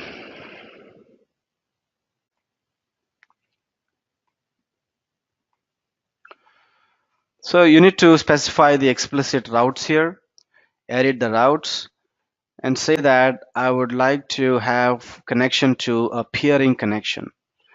So the traffic from 192.168.0.0/16 is allowed to peering Ohio, and then you just save the routes. We could not update the route table, view the actions. Okay, to itself, it could not do it to itself, so we change it to whatever the IP address for this guy is, 10.20.0016. 10.20.0016. Let's give it a shot now. Yeah. So we allowed the connection from Ohio-based VPC to the North Virginia-based VPC by adding a route, and the traffic then flows via the peer network, right? So creating a VPC peering is very easy. All you got to do is go to peering connection, create a peering connection to the destination and accept it there, then go to the route tables and create a route for it. So you allow the incoming traffic in the route. Yes, I allowed the traffic from incoming traffic. I mean, it's just the routes that I added. okay. So the traffic from the Ohio will be allowed into the Virginia-based VPC because I added a route table and that has a route of this. It is allowed from here as well as from here. So vice versa, we also have to do? Yes, vice versa, it has to be done. If you want bi-directional communication, then yes, it has to be done. So let me just quickly show that. So I'll go back. Go ahead, please. Yeah, and is this traffic chargeable? Because VPC in itself is not chargeable, but is it this traffic between the two VPCs? Exactly. The VPC is a free thing. You really do not pay anything for it. But the traffic that goes between the VPCs is charged based on what Amazon charges. Inbound and ingress and the egress connections is something that we gotta look at. So inside the Amazon VPC, what you will be charged is, let me put that note in the same notepad. This one, charges. It's a regular charge. It's not just specific for peering, but it's for regular traffic that is flowing inside Amazon VPC. Any traffic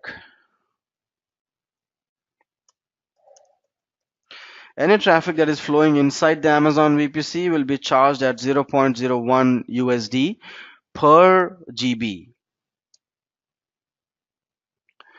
And if you're accessing internet, you will be charged for the first 10 terabytes per month. You'll be getting like a bill of 0.0155 USD. But thereafter, for the next 40 terabytes per month, you will be charged a little bit at a lesser rate, which is 0. No, actually, what did I do? It's not that. It's this. Yeah, you'll be charged at lesser rate, which is 0.155 or 0.115. The reason I remember this is because we just recently did a proof of concept and one of the customers was asking for it. So that's why I remember these numbers, but it's not really required for us to remember these numbers at all because these numbers change.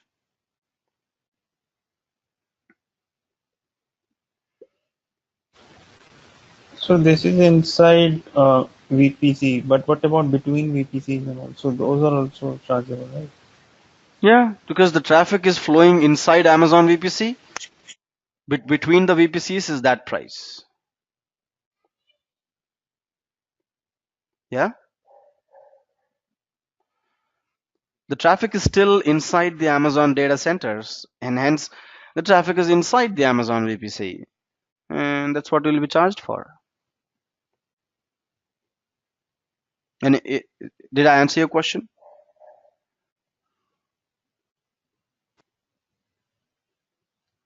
Yes. Okay. Okay. So that was about VPCs, VPC peering.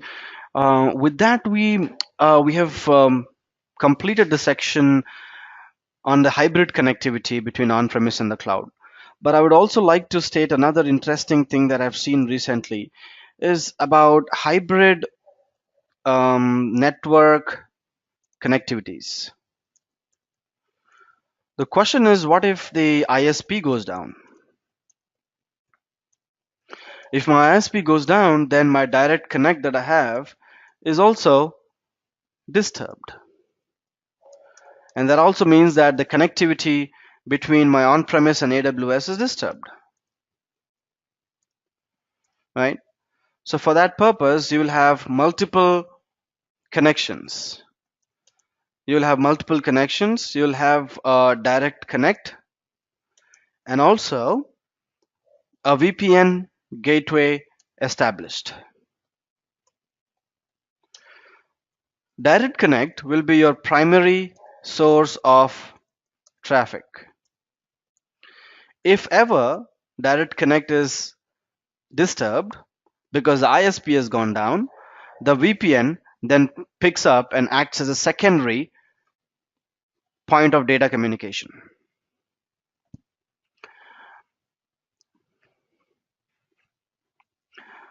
You still have to pay for the VPN gateway even if you're not using it. So charges of VPN gateway are at two levels. One, running the VPN gateway. You have to pay for this anyways per hour. And then two, data transfer. When you're not using a VPN gateway actively, you will not have to pay anything for the data transfer, but you still pay for using the VPN gateway as a service because you're running it. And people do that because they care more about the data and resiliency of their networks, and this is part of the disaster recovery setup. Even on-premise, people have connectivities from multiple ISPs, so just in case Comcast goes down, you will have Verizon up and running or Vodafone up and running.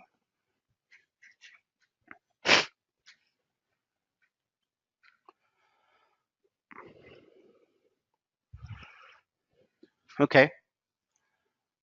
Should we go ahead? Was it clear?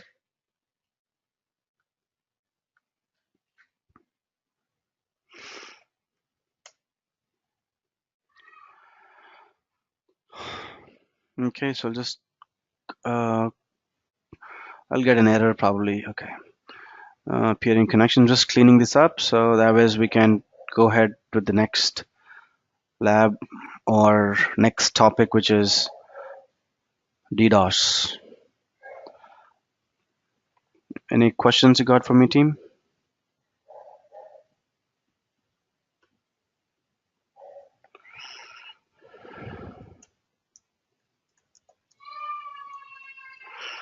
So the next topic that we are talking about is DDoS protection.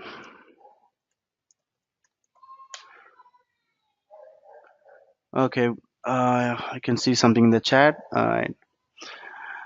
All right, so DDoS. What is DDoS? DDoS stands for Distributed Denial of Service, and it's a kind of an attack.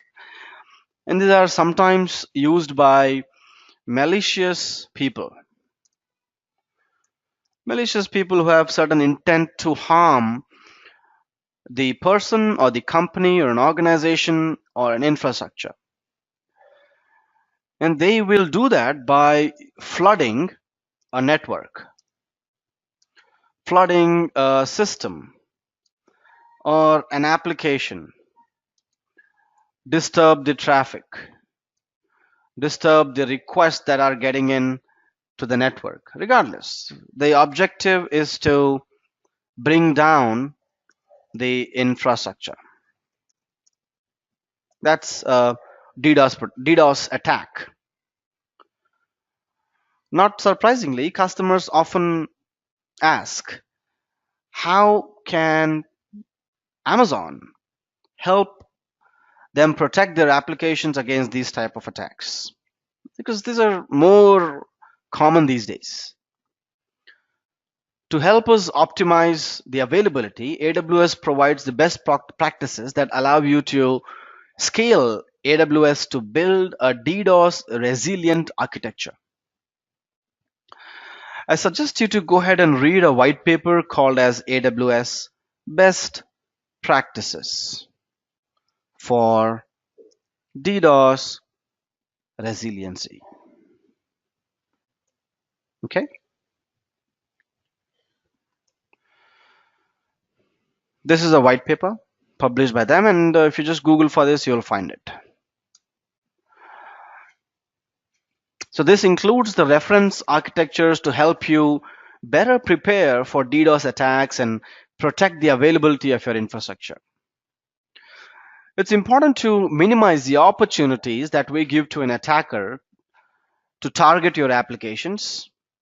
How do you reduce your attack surface? And that means you need to restrict the type of traffic that can reach your applications. For example, if you're building a simple web application, you might only need to expose maybe port number 80 and 443 to the internet. You don't need to expose everything, just expose what's needed. This presents an opportunity to block the traffic from any common DDoS attack vectors that do not communicate on the same port or protocol of your application. Before we dive into the discussion about configuring VPC, it's important to understand the DDoS attack vectors and how minimizing your attack surface can often prevent malicious traffic from reaching your applications.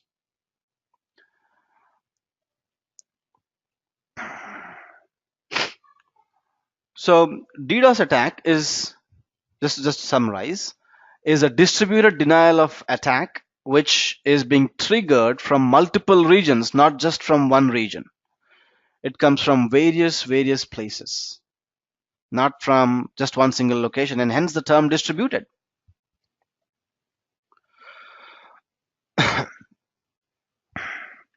Amazon Web Services has DDoS protection inbuilt. And we really do not have to do a lot to protect the infrastructure, but of course there's a certain level of due diligence that you as an administrator must take to protect it. You cannot have all ports open and open it on 0.0.0.0/0 and allow it to everybody and then leave it to Amazon. Well, that must not be done. One of the services that Amazon gives us to protect from such attacks is called as Amazon Shield. Amazon Shield or AWS Shield is a managed DDoS protection service. This will be safeguarding your applications running on AWS. And AWS Shield provides always on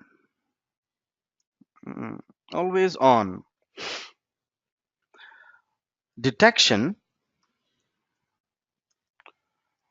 and automatic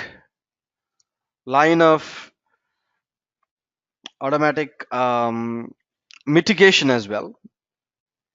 Mitigation that will minimize the application downtime and latency. So I really do not have to engage AWS support services team to benefit from AWS DDoS protection. AWS Shield is of two kinds. One is standard and other one is advanced. Standard and advanced. All AWS customers benefit from automatic protection. of AWS Shield Standard at no additional charge. AWS Shield Standard defends against most common frequently occurring network and transport layer DDoS attacks, which is layer 3 and layer 4 of the OSI. When you use Shield Standard, this one, when you use that, you will be using that along with other services like CloudFront and Route 53. CloudFront is a content delivery network solution and Route 53 is a DNS solution. So by doing so, you receive a comprehensive protection against all known infrastructure attacks in layer 3 and layer 4. So standard gives protection on layer 3 and layer 4. If you want higher levels of protection against attacks targeting your apps in EC2, load balancer, CloudFront, Route 53, then you need to subscribe to the advanced AWS Shield protection. So AWS Shield Advanced provides additional detection and mitigation against large and sophisticated DDoS attacks, gives you near real-time visibility into attacks, and integration with AWS WAF, which is a web application firewall. AWS Shield Advanced also gives you 24/7 access to the DDoS response team, DDoS response team, also called as DRT.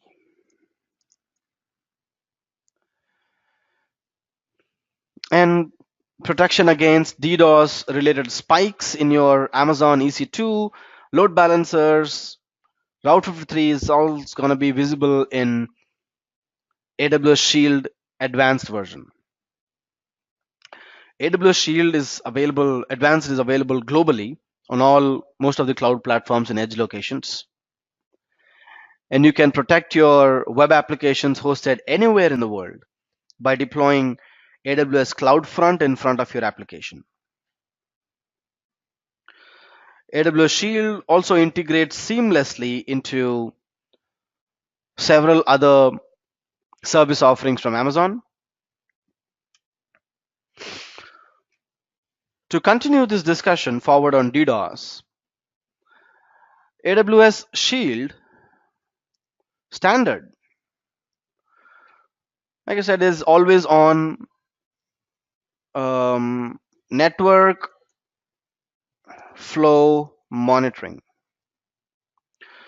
which will inspect incoming traffic that is getting into AWS and uses a combination of traffic signatures and anomaly algorithms and other analysis techniques to detect malicious traffic in real time. There are automated mitigation techniques that are built into AWS Shield Standard, giving you protection against most commonly occurring infrastructure attacks. Automatic mitigations are applied inline to your application, so there is no latency impact. Keep in mind that AWS Shield Standard also uses several techniques to identify the attacks, techniques like packet filtering, priority-based traffic shaping, to automatically mitigate attacks without impact to your applications. There is another service offering from AWS called as AWS WAF, which stands for Web Application Firewall. So you can write rules in WAF. What kind of rules? Well, you can write rules to protect your infrastructure from SQL injection, DDoS attacks, location based attacks, also called as geographical blocking or blacklisting a particular region.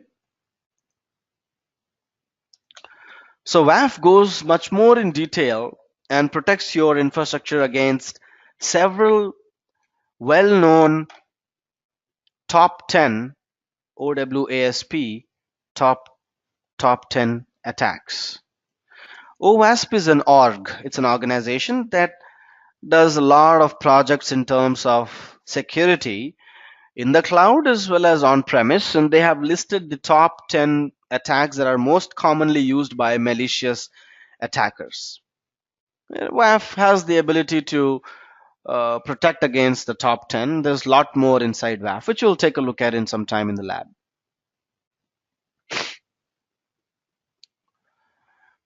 Any questions on this part? Do you understand what DOS is and how AWS is mitigating against DOS?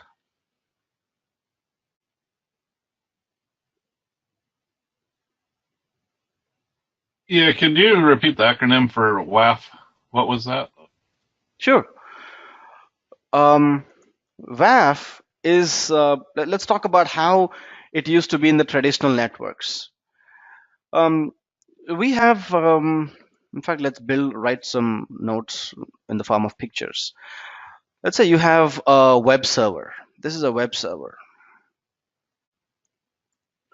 The traffic that gets into the web server comes directly from the internet and hits your web server like that.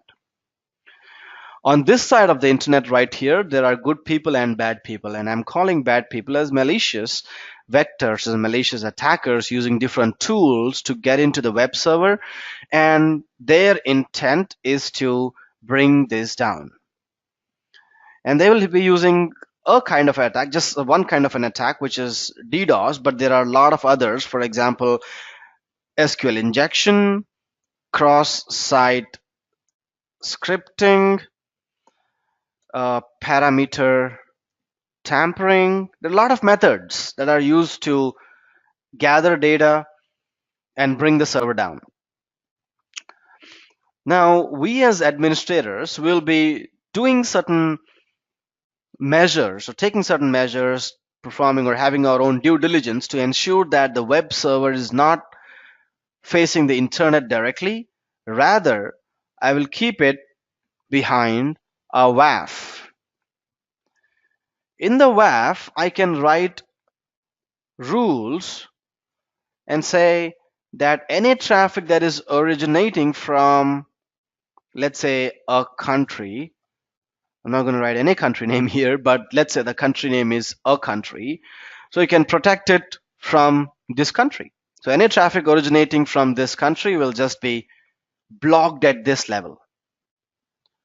Or protect from DDoS. And WAF can intercept the traffic and say that if the traffic looks like it is an SQL injection attack, block it. Right? So such things can be done at a WAF level.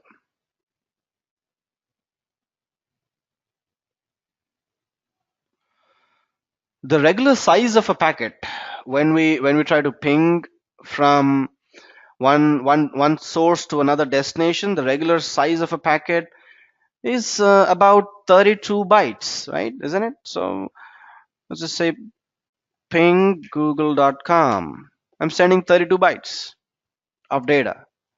Ping ping something else. There may be a website called somethingelse.com. Probably, I don't know. It's still sending 32 bytes of data. So regardless of what website you're trying to ping or talk to, the initial handshake is happening just at 32 bytes. So the packet size is 32. But people who have malicious intent will send large packets of data. And there are tools that will let you create what's called as jumbo frames. In this case, when I'm sending just 32 bytes of data, the server at the destination has to just process 32 bytes of data, which is fair, which is very quick. But instead, if people start sending massive loads in the form of jumbo frames, then the poor server may not be able to handle that load. So instead of 32 bytes, you just put that packet on steroids and make it appear big. No, massive. No, humongous. Whatever. It's big. So what are jumbo frames? Jumbo frames are Ethernet frames with more than 1500 bytes of payload. Well, jumbo frame can carry up to 9,000 bytes of payload. This is more from the ethical hacking perspective, but doesn't matter. Knowledge transfer is knowledge transfer, so it's okay. So I'll just go and show a small demonstration here. All right. So let's say I want to send a large packet to google.com. I can use certain syntaxes here. Say, hey, I want to send google.com, fragment the packet and send the length of that to 1000 bytes. Now, if you look at that, it is sending 1000 bytes and not 32. You can go beyond that and start sending 1400. Let's see what happens, because in the notes I wrote that the 1500 bytes of payload is, people are sending more than that, it then becomes a jumbo frame. Let's try to send 1400. It is still accepted. How about 1500? There you go. It says that, hey boss, I really cannot take 1500. Cut it short, fragment it, because 1500 is not accepted by my router or by Google's router. So for protection purposes, Google has, or even my router, in fact, most of these routers today has a default configuration of 1500, although people can change it by logging into the router. So the maximum size that is allowed is 1472. 1472 must be allowed. Can you guys give it a shot, since I think everybody has a computer? Just give it a shot. Ping google.com on 1472. Just run that command and see if it goes through.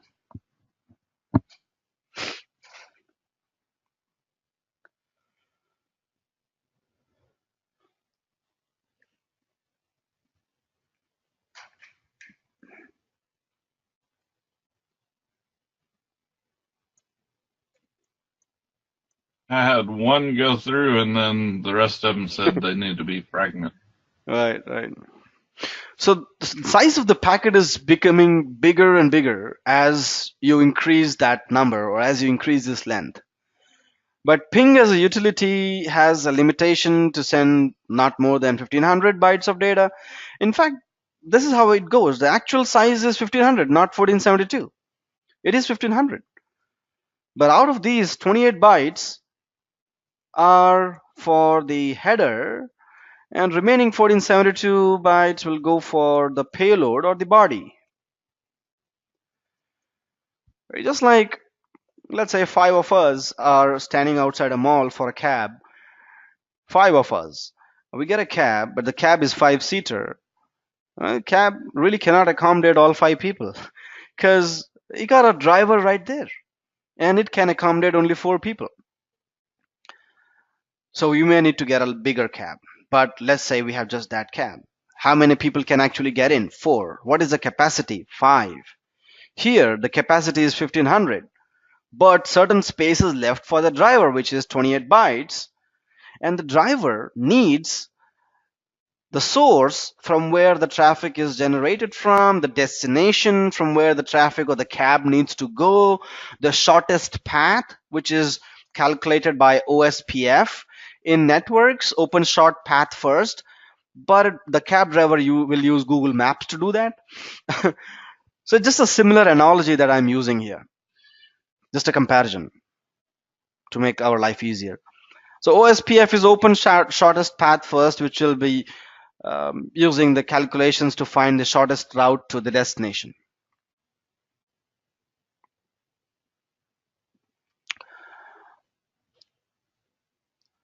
But there are other tools that can use or that can be used to send massive packets, 9,000 bytes of data. And if I'm using like 100 machines to send 9,000 bytes of data in 1 second, then the total number of bytes are 9,000 multiplied by 1,000 because it's generated from 1,000 machines. And that then becomes massive. And if the attacker injects virus on the internet and people start downloading it thinking that it's a driver or it's interesting software or something, then that software will start sending massive packets of data, creating a DOS on this server. Isn't it? Is that clear? Yep. And that's why I will get a device. I'll procure a device like this, which is a WAF. I'll go and purchase this guy and put it right in front of the internet. And then the WAF says, hey, bring it on.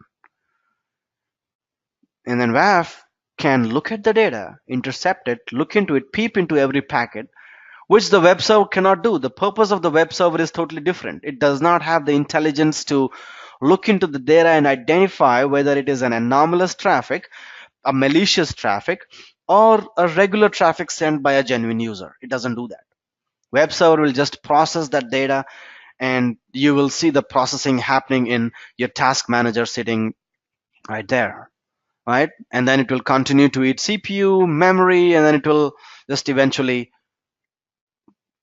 hang. That's and do nothing, right? WAF. In the WAF, you need to write rules. Again, it's humans who make the machines intelligent. Machines are not intelligent by default. So WAF, you then go ahead and write rules and say, protect me against DOS. Protect me against the traffic originating from the following country, from the following IP address. Protect me against SQL injections. And there are a lot of rules that you can write inside WAF that will make it more intelligent. And traffic that generates from different places with different kinds of parameters used to hack your infrastructure for financial gains, whatever. There could be 10 reasons to attack a machine or attack an infrastructure, can then be protected with a WAF, which is a service from Amazon. Amazon definitely gives a service called as WAF. All we got to do is go to services and type WAF, and it's right there.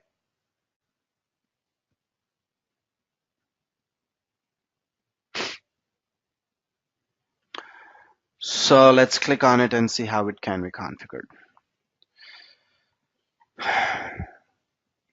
Hopefully now it's clear and I've been able to address your question while that is still thinking to pull it up. Hi, I have one question. This WAF and Shield is chargeable, and the second question is, can we do it against one server or against entire our network? Good question. WAF is chargeable. DDoS protection, which is given by a service called as Shield.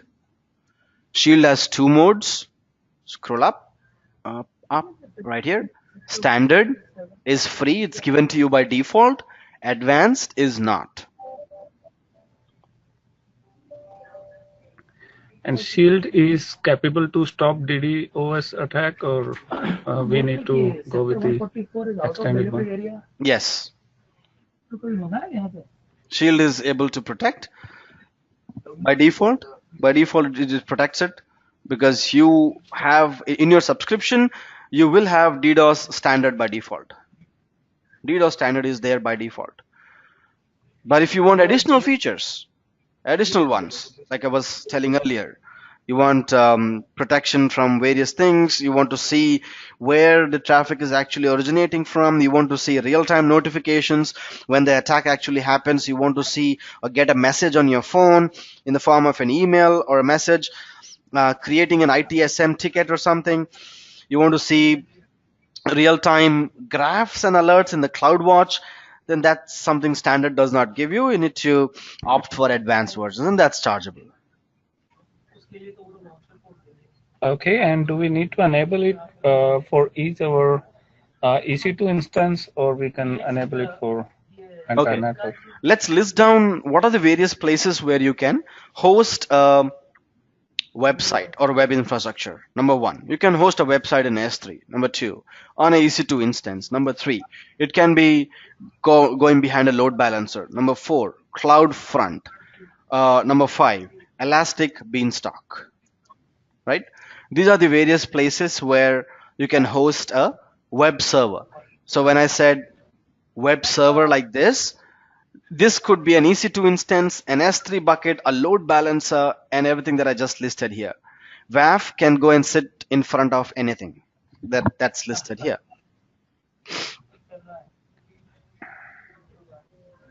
This DDoS attack does impact only on the web server, or for example, if we use the storage gateway to get the availability of S3 storage over the internet, uh, is there any possibility like DDoS attack can happen there also? Yeah, as long as things are presented on the internet, DDoS can happen there. So let's say a simple website called google.com, I just pinged and I'm able to get the IP address now. Yeah, that's the IP address of google.com in this case. Did I ping anything else? Ping yahoo.com. See, this also has a public IP. So your storage gateway, or rather, let's just put it like this: anything that has a public representation can be DDoSed, because it's not difficult to find the public IP. Like we found the public IP of Google and Yahoo like this. People can then send malicious traffic to these IP addresses. So anything that has a public representation can be DDoSed.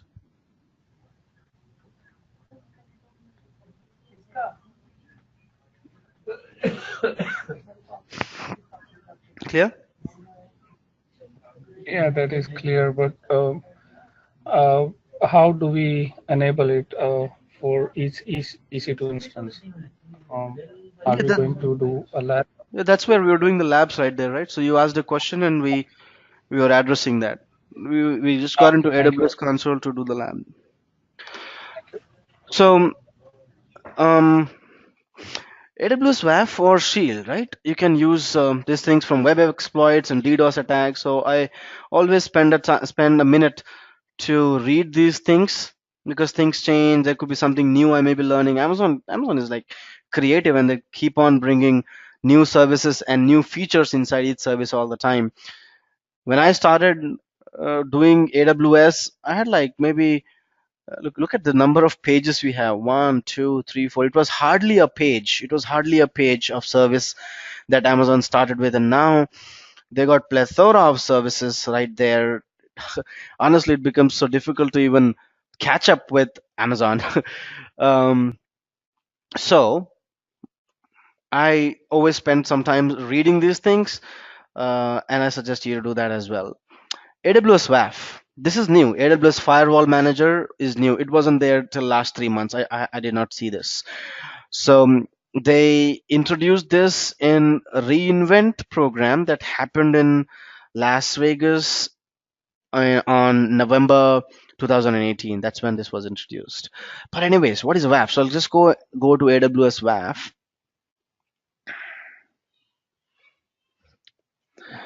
All right. So read this. You can protect your resources against a CloudFront, ELB application, load balancers, etc.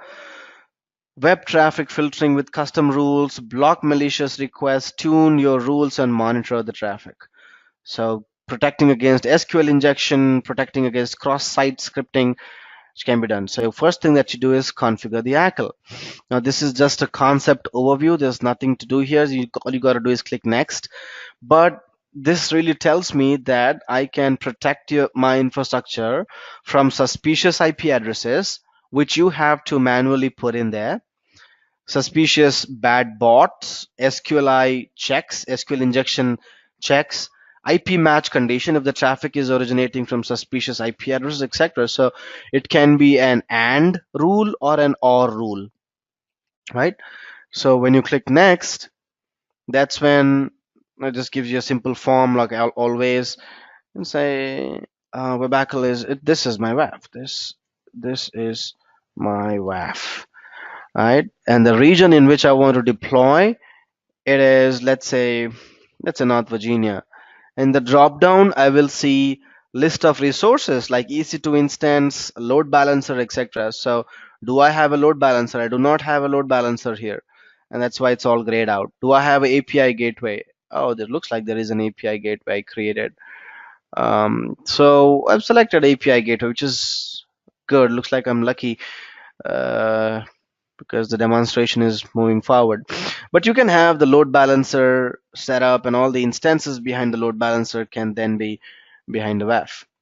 I'll select an API gateway, select my API right there, and say next.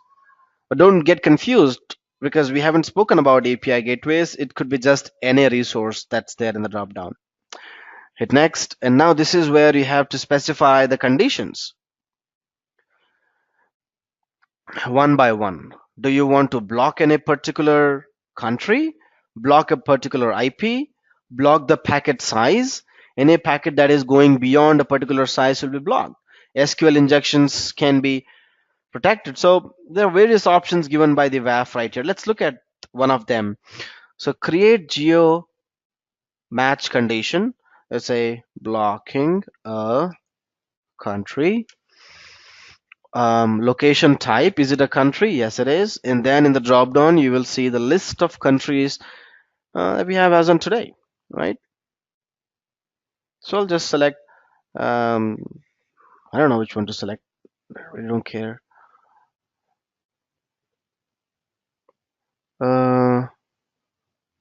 It doesn't matter. So I'm going to scroll up and down and then select something like that. So if you're from one of these regions, please don't feel bad because I don't have an affinity or inclination towards this country. So I'm blocking this country, and this I go ahead and create. Done, right? That's done, blocking country. And similarly, you can have multiple conditions met.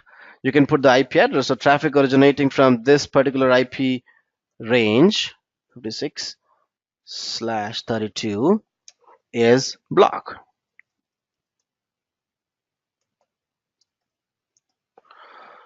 All right, you can add multiple IP address ranges there.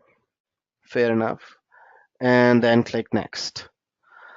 Now, rules, I've got, you need to create a rule. The first thing is a condition. The thing is a rule. If the traffic getting in to your WAF comes from that country or that IP address, what do you want to do with it? Do you want to allow all requests that do not match any rules or block all requests that do not match any rules? So you have these options right there. You can create your own rule if you like, right? You can write a regular rule or rate based rule. What is a rate limit? So maximum number of requests. So it gives the definition right here. So maximum number of requests from a single IP addresses that are allowed. So I can say 100. If the traffic originates from that particular IP at this rate, it is allowed. I'm saying it is allowed because 1,000 requests, as per this number, 1,000 requests from a single IP addresses that are allowed in a 5-minute period. Okay, it's saying it's okay for me to get 1,000 requests because I find it genuine, right? And when that request happens, what do you want to do? Does or does not? Do you want to block it? So there's a lot of permutation combinations that are set inside this rule that can be set up. And finally, create and review and confirm it. So as per this setting, I have a WAF with certain conditions and rules set up, that is monitoring my endpoint, and my endpoint is my application gateway. It could have been a load balancer as well.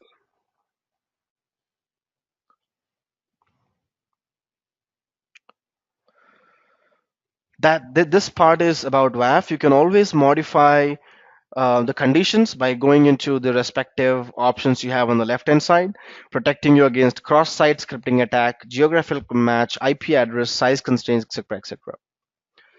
Next thing you have is a shield, which you get by default. Like you said, you really do not have to go ahead and enable it, but you get basic level of protection anyways, which is a standard plan, and you do not have to pay anything for it. There's no additional cost. But if you want more than that, here are certain features.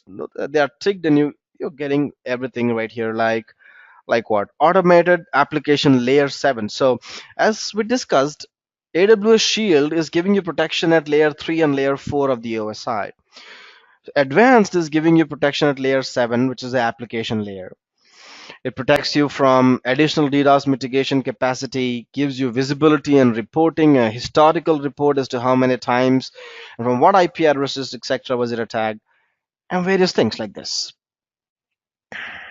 As this is activated and this is not activated, and what you pay is 3,000 USD per month plus additional data that is being processed by the WAF. So yeah, that's that. So as soon as I click on it, I may have to pay for that, so I'll just ignore it and take a step back. So we spoke about um, DDoS and Shield, DDoS protection and AWS Shield. Any questions on that one, please?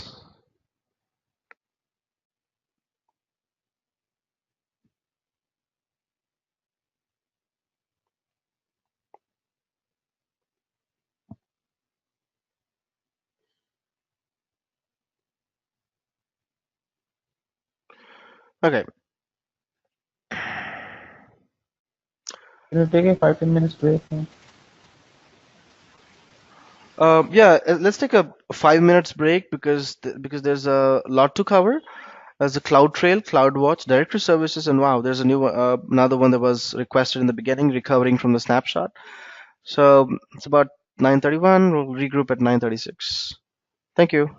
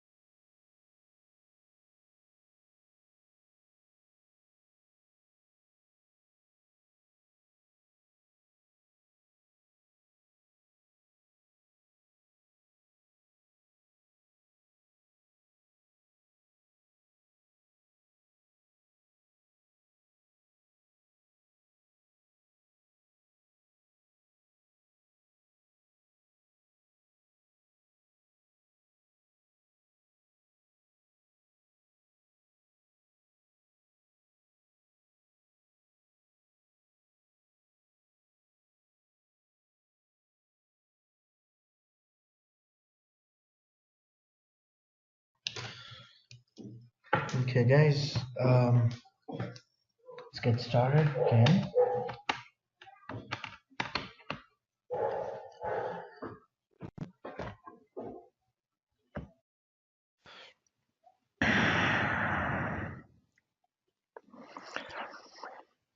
Let's work with the auditing aspect of AWS, because there's just too many things that happen inside your data center, and that's in your virtual private cloud. Things like instance creation, restarting them, terminating them, creating a S3 bucket, modifications of the S3 bucket, and things like that. That this list is just endless. There's too many things that happen inside your VPC in your subscription, and they must be clearly audited because we got several people who are managing it. Because as part of the identity and access management, we create users for our AWS team or the cloud team, and they may be doing an n number of activities, and it's important to audit them to ensure that we are compliant. There must be some kind of service that enables governance, enables compliance, operational auditing, risk auditing of your AWS infrastructure. CloudTrail. CloudTrail will let you do just that. With CloudTrail, you can log continuously and monitor and retain account related activities.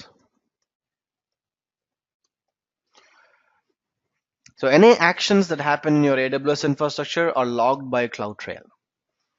You also get a history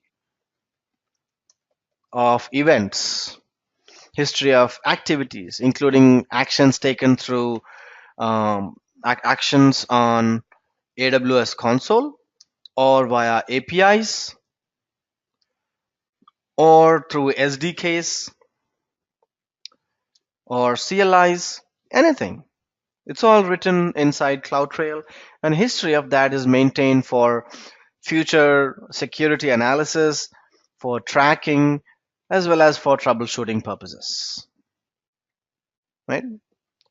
So pretty interesting thing for all the auditors and also for someone who would like to troubleshoot. CloudTrail is enabled on all AWS accounts, and it records your account activity upon account creation. You can also download the last 90 days of account activity related to modification or delete operations. The event history is maintained. You can also configure AWS CloudTrail to deliver the log files from multiple regions to a single S3 bucket. A configuration that applies to all regions ensures that all settings apply consistently across all existing and newly launched regions. These logs are encrypted.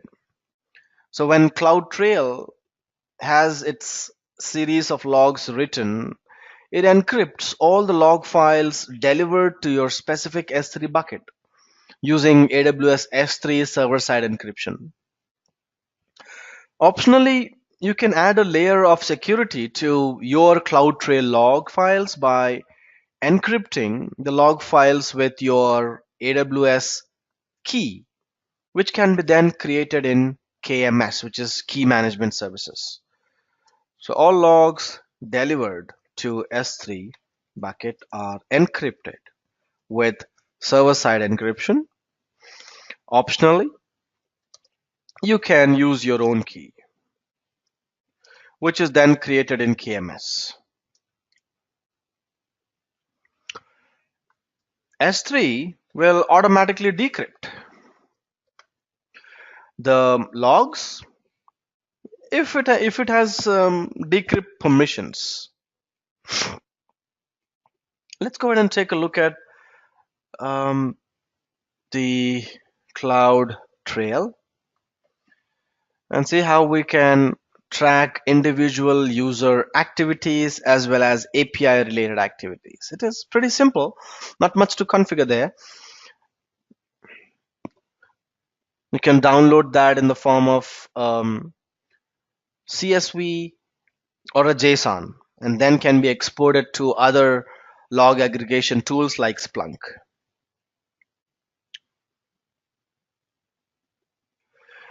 So these are the logs that are written right there. I'm currently logged in as a root account. And the last activities that we did was to create a WAF. And if you see that it is able to identify that the changes happened at the WAF level. Look at the first three items. It also shows the timestamp, which is a local timestamp. If you expand it further, it's also going to tell me the source that was used or the service offering that was used, which is a WAF, and the changes happened in the following region, and the user account that was used and its respective IP addresses, right? The timestamp as well. So as you scroll down, you will find the series of events that has happened. So few users did log in, they just logged in. Satish and Amod did log in, and you can also find their IP addresses from where the authentication happened. And then another person logged in, and that's their IP address. Looks like both the IP addresses are same, so they are in the same geographical location. And few instances were terminated. Yeah, so Oscar logged in from a geographical location, which is that. So it's not just about login or authentication. As you scroll down, you will see all the activities that are happening in my subscription. Also, these log files can be downloaded as a CSV or a JSON, which can then be imported into another log aggregation tool that will give me better statistics in the form of pictures, a pictorial representation of this with graphs, etc. At this time, CloudTrail is not that mature to give you a pictorial representation or a graph, statistical analysis. All that is not done here. Just a simple log aggregation tool. That's all. It does not give you a nice aesthetic form of looking at the data. You can select what kind of data you want. You want read only. Well, there's a lot of filters that you can apply here. Time range that can be specified. And then a trail can be enabled for multiple regions. So if you want a specific trail for all the regions, then you just say no, apply trails to all. Okay, this is yes. Okay. And do you want to gather just read only events or write only events or all of them? Where do you want these logs to go? Like I said, that the Cloud Trail can move all of this content to an S3 bucket, which can be done. So I can add an S3 bucket, put the S3 bucket name, or if I don't have a bucket, I can optionally let CloudTrail create a bucket for me. And in the advanced section, you will see that you can encrypt it with SSE, which is server-side encryption. Enable log files with server-side encryption KMS. If I say yes, it will then ask me, what is your key? So here are certain keys that I already have in my KMS, in my key management system. Yeah, or I can optionally create a key for myself. So this certificate or this key will then be used for encrypting the data in my bucket. I can also have an SNS notification done for every log delivery in my S3 bucket. SNS notification is nothing but an alert that you'll get on your phone or an email or any other mechanism that you set up in SNS.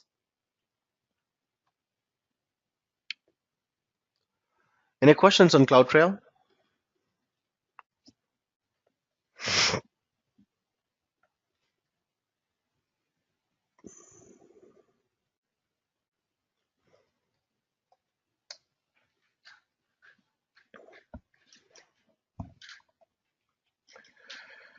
Okay. Let's also take a look at CloudWatch. And we know that, in fact, most of us know that CloudWatch is for monitoring purposes. And on day one, I did show that CloudWatch can also be used to write rules that can trigger certain action. And I was mentioning about this. Since most of us here are um, has been through at least essentials training, and some of us got certified, and some of them have been through the architecture on AWS and development on AWS. You know most of these options, but the ones that are more important are billing, which we'll take a look at when we are doing the cost analysis section, specifically when we talk about the billing dashboard. That's also important. But what's more important is the rules section, which we did speak about on day one, right? If this happens, then do this kind of theory. We can also schedule and say that take a snapshot every 5 minutes. Schedule what? Schedule the following things, right? Schedule this every 5 minutes. What do you want to do? I want to take a snapshot, or you want to terminate EC2 instances or reboot instances every 5 minutes. Nobody does that, but you can specify that every 5 days, or you can also specify a cron activity there. Or it can be selected as an event pattern where I say that if an EC2 instance, where is that? Yeah, if an EC2 instance changes its state or something, well, there are a lot of other options there. You can pick up anything, a volume notification, specific events. So anytime somebody creates a volume, deletes a volume, reattaches a volume, one of these activities or multiple activities can then be forced to trigger an action which can be specified in this list. So if it's just like if this happens, do this. Another thing is logs. You can have logs written in this area. What exactly about logs? Um, we created certain infrastructure in the VPC. That EC2 instance which was created in the VPC has the data or the traffic going in and out. And if you'd like to monitor the traffic, ingress and egress connections, if you ever need to monitor that for a VPC, then you need to set up something called as a flow log. Flow log. And that is done in a VPC, not here. That is done inside a VPC. And let me quickly show that to you. So if I go here, select just a random VPC from this list, click on flow logs, there is something called as a flow log, right? Looks like I played around with this, so I'll get rid of that and then start from scratch. So go ahead and create a flow log, and this flow log will log all the traffic that is accepted by the VPC or rejected by the VPC, or all the traffic. It's all up to us as to what you configure here. These logs can be then sent to CloudWatch, and if you select this, it will go and land up here, provided VPC has permissions to write the events in the CloudWatch. And the permissions are granted via IAM role. So you need to select a role that has the right permissions on CloudWatch. So I can specify a destination log, or just a new log for network monitoring, something like that. So my log group called as this name will be created in CloudWatch if this role that I'm selecting in random from this drop down menu, I'm just selecting something is random like that. And if this role has permissions to publish to CloudWatch log group, I will be able to see it here. But I'm sure that this does not have permissions, but assuming that is permissions, just moving forward, let's say create. All right.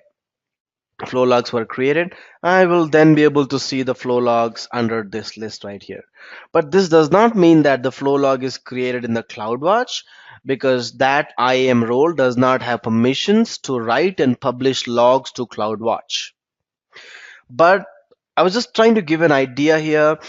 What is a flow log and how does logs work? It is not only used to publish the logs in the at the VPC level, but also several activities like this.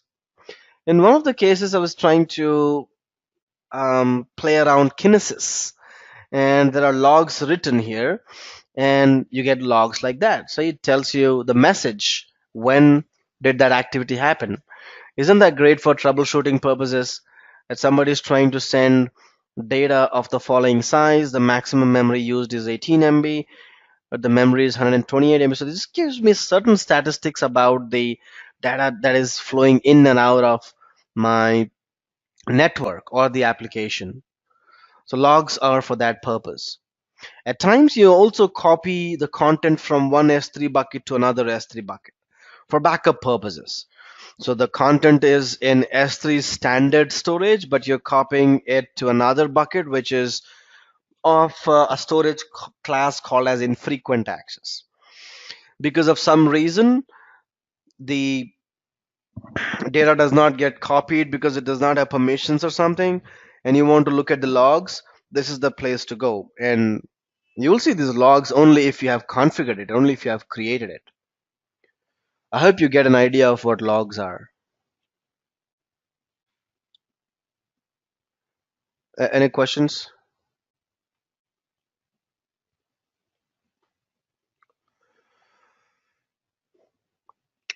In Insights, you can write your own queries. So look at this. I'm trying to um, look at or trying to identify what exactly happens inside log called, just pick up something at random, and then you can write your own query. You're querying a log group called as get all stations, and I'm sorting them by timestamp, sorting them by description, and I'm saying, hey, just show me the top 20, limit 20, don't show me everything. When I run the query, you will see the data right here. A good visualization can be done on the right hand side, so you get a pictorial representation of the data that is presented inside the logs.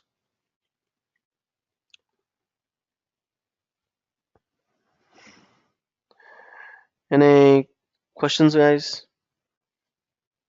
Amit, Deepak, Gagan, Peter, Oscar, Maruf, Paul, Rohit, Sanjay, Satish, Vijay. Any questions?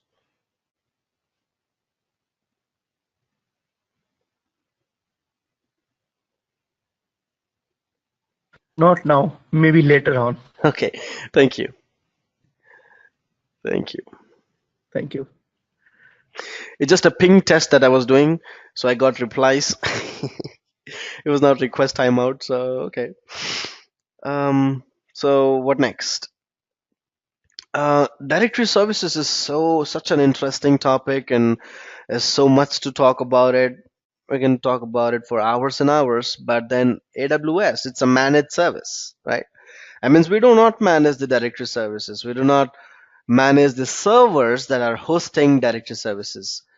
I think most of us are from the Windows background here, so Wintel, so people have handled Active Directory efficiently for with some time, but there are other people who have Linux background who may not have exposure to Active Directory. But based on what you have said on the day one about your introduction, you see most of us from Wintel team, Citrix, AppWi, server virtualization definitely know the power of Active Directory. Now, we can definitely create such kind of identity and access management solutions um, in what's called as directory services. So directory services is different from IAM. So there is directory services like that, and there is IAM as well, which is identity and access management. In identity and access management, you can create user accounts that can log into this AWS console. But with directory services, you can integrate your on-premise directory. You can integrate your on-premise Active Directory or Novell Directory or Oracle IDM with the directory services in AWS, right? So when you click on this setup directory, you got multiple options. It says, hey, what do you want to create? Do you want to create a directory that represents Microsoft AD? So if you have applications that are focused on .NET or Microsoft SQL or anything Microsoft specific, then it's suggested to have a Microsoft version of directory services. Otherwise, you can always use Simple AD, which is more of a Linux Samba configuration, or an AD connector that will connect to your on-premise Active Directory, right? That is for hybrid connectivities. The first two options are for people who do not have an on-premise directory structure or do not intend to integrate their on-premise Active Directory with AWS AD. But people who would really like to integrate and want to have an on-premise solution that syncs up with directory services in AWS, then they need an AD connector, and this connector will act as a synchronization tool between your on-premise Active Directory and AWS directory. And finally, Cognito. Cognito is used primarily for federation purposes. People are new to Federation or haven't heard of Federation. I'm sure you might have seen a button on websites that says, hey, log in with Facebook, log in with Google, log in with Twitter, right? You might have seen that. So basically, you really do not have to create a user account in a website. You can use the identities, existing identities created in Google or Facebook or Twitter to log into a third-party websites. That is Federation, right? So these are the four options we have as on today. Cognito is letting us federate with third-party identities. So if I select Microsoft AD and click Next, it tells me, do you want to create a standard edition or an enterprise edition? The cost is something like that. There are certain specifications that are specified right here. It will let you create objects up to 30,000. This guy will let me create objects up to 500,000, which is massive. This is for enterprises. Let's stick with standard here. And then people who have done DC promo in their lives, this screen will be familiar with them.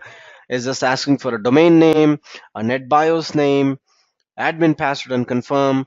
And then in about 30 to 45 minutes, this directory will then be created. Yes, it takes that long. So I'm going to give this DNS some name. In fact, certglobal.com. I just purchased this domain. Give it a NetBIOS name called certglobal. Directory description. This is about learning cloud and security. I give it an admin password. Make it a little bit complex. Just throw in some special characters here and there and click next. All right, in which VPC do you want to plug this in? Just select some random VPC and a specific subnet. Just leave it there. I don't have any preference and click next. So this is highly available. Yeah, this is highly available. What does it say? USD $86 a month. So if I just let it run for today, I'll be charged like $3, which is okay, which is fair. But I also have a free trial eligibility, which is 30-day limited trial. So which is good. I'm not burning a hole in my wallet, so I'll just leave it there. The standard is creating, and it will take its sweet little time to provision a domain controller for us, right? Thereafter, once it is created, I can then integrate various services with this directory services. I know people who are from VDI, right? There are people. Where's my notes? Puneet, yeah, you're from Citrix and AppV, and you have certain exposure to VDI, virtual desktop infrastructure.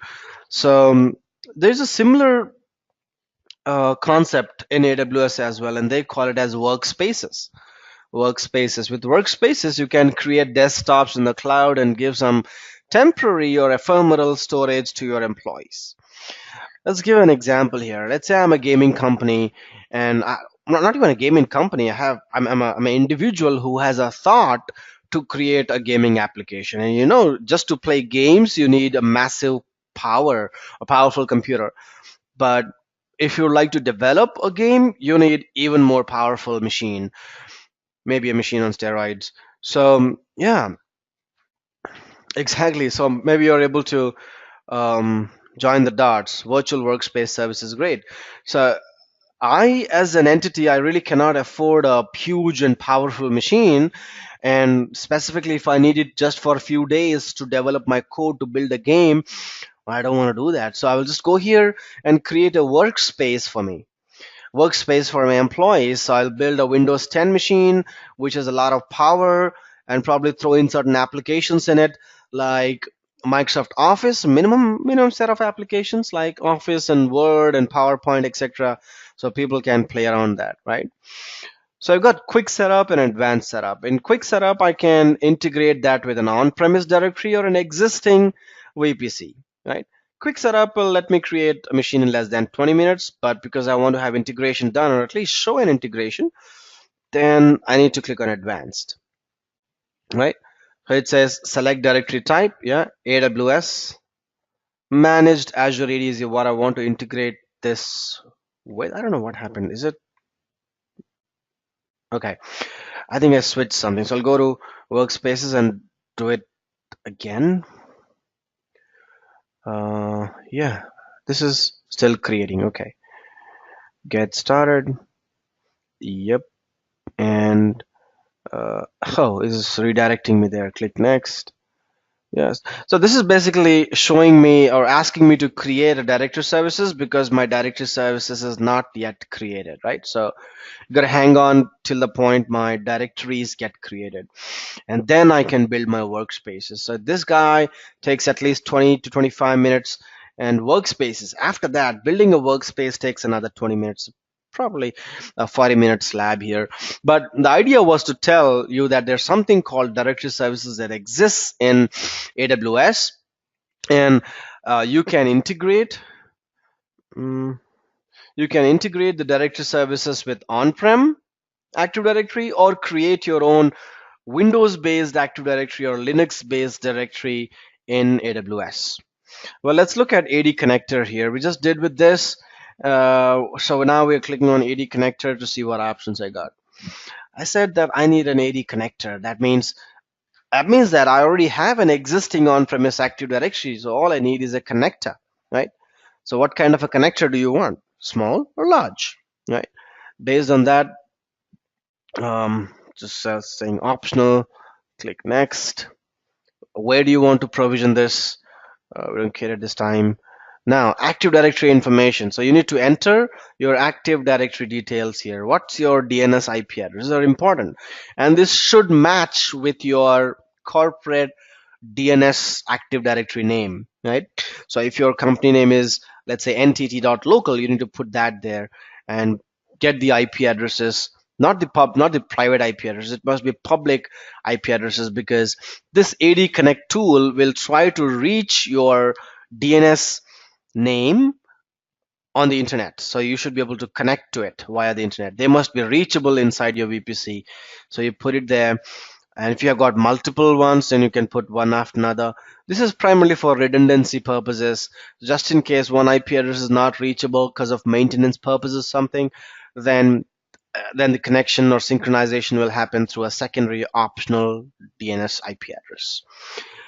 A service account is required because when the synchronization happens, a service account will then be used to read the data from your Active Directory. This must be a read-only account. Okay.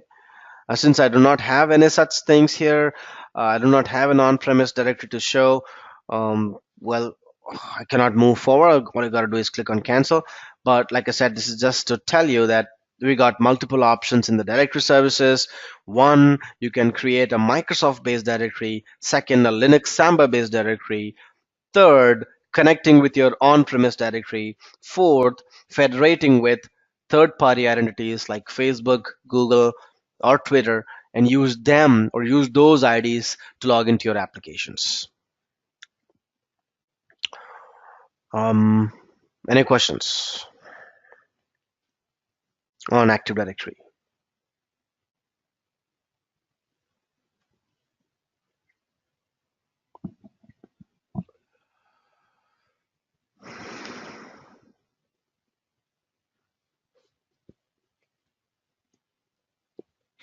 Yes, one question, Anand. Like for my internal domain controllers, they are within the organization. They don't have any IP outside IP, public IP. So in this situation, we can use the netted IP, right? Yeah, that's what we'll use. None of the domain controllers will be ever um, exposed to the internet world. We never do that. That's a worst practice. Not even, we should never be even considering it. So we should be using a NAT IP. So this is how it actually happens. Let me draw the picture here. Windows R, MS Paint. So people usually have VIP, which are virtual IP addresses. VIP, virtual IP addresses, and this will then be exposed to the internet. VIP is exposed to the internet, and then behind it you may have certain domain controllers. In this VIP, I will have the registration of domain controllers done one by one, like that. So they are registered. So when the traffic actually hits the VIP from the internet, they will then be redirected to one of the domain controllers for synchronization or authentication purposes. So in the console, in the directory services console, you will put the IP address of the VIP. And this kind of setup is mostly for large infrastructures.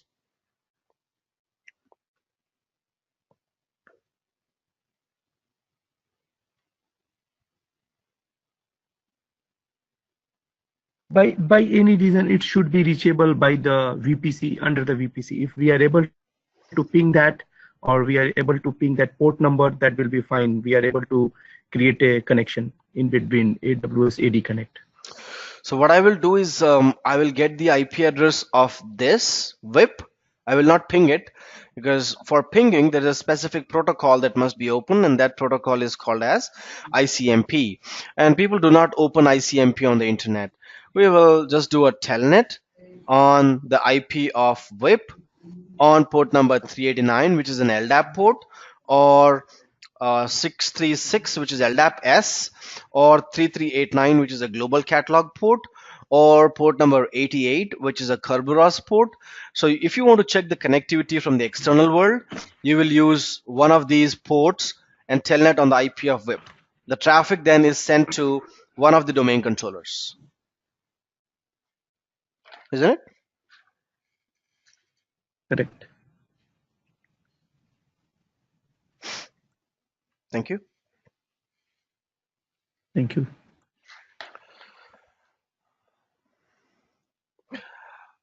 You might have been watching me. I was just creating a quick virtual machine for the next lab, and I was also interested to know if participants have any questions for this. You can think about the questions, and I'm just trying to log into a virtual machine. I don't remember the key pair. Yeah, key pair is ABC. Okay. So ABC, where are you? Somewhere in my downloads, probably. Nope. All files. ABC. It says super.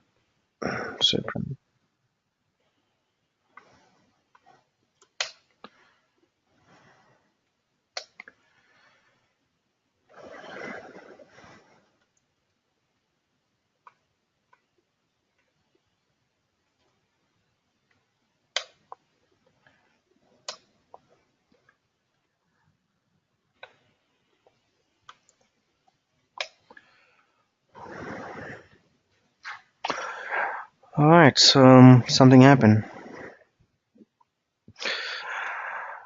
So the next one is to, I'm just thinking that nobody has any questions, so I'm moving forward.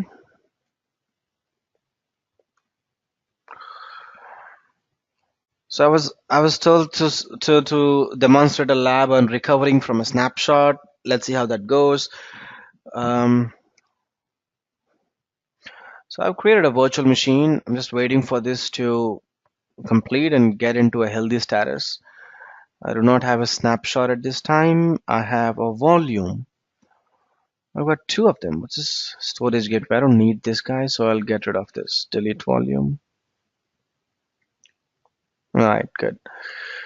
So I have a virtual machine, and what I'm going to quickly do is take a snapshot. I'm looking at the place where I can take a snapshot because that's something that I don't do usually, and I doubt it's here. It's somewhere in the volume. So I need to go and identify the volume of my EC2 instance, right click on it, and then take a snapshot.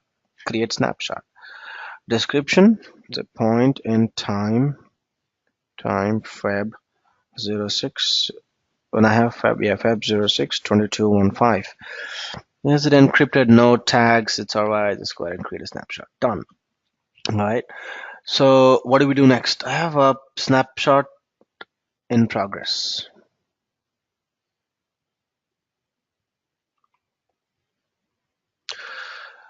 So what do we do now? Since I have a snapshot, you can always create a volume. You can always create a volume out of this snapshot and then attach that volume to this EC2 instance. So if things ever go wrong with this virtual machine, if it gets corrupted or there is certain data that is deleted from this EC2 instance, I can definitely create a volume out of this snapshot, create a volume of this snapshot. Say right click and create volume. I don't want to do this now because it's still work in progress. So I'm just telling that if this EC2 instance ever has its data deleted or something wrong happens to it, you can right click, create volume. It will then appear as a volume inside this. And then what you got to do is mount it as a volume on the EC2 instance. So say right click, instance settings. Where do we have the option to mount it? Network part.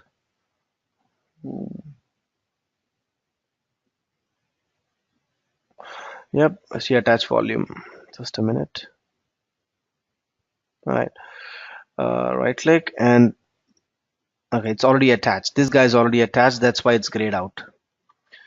But snapshots. Okay, this is done. So right click, create volume, and I want to create a similar volume from that snapshot. So I'm just going the reverse way right now, taking a snapshot and then creating a volume from that snapshot, which should appear right here in some time. All right. So this guy is ready. It's available but not in use. So you can right click and attach this volume to an EC2 instance. No matching running or stopped instance is found. What does that tell me?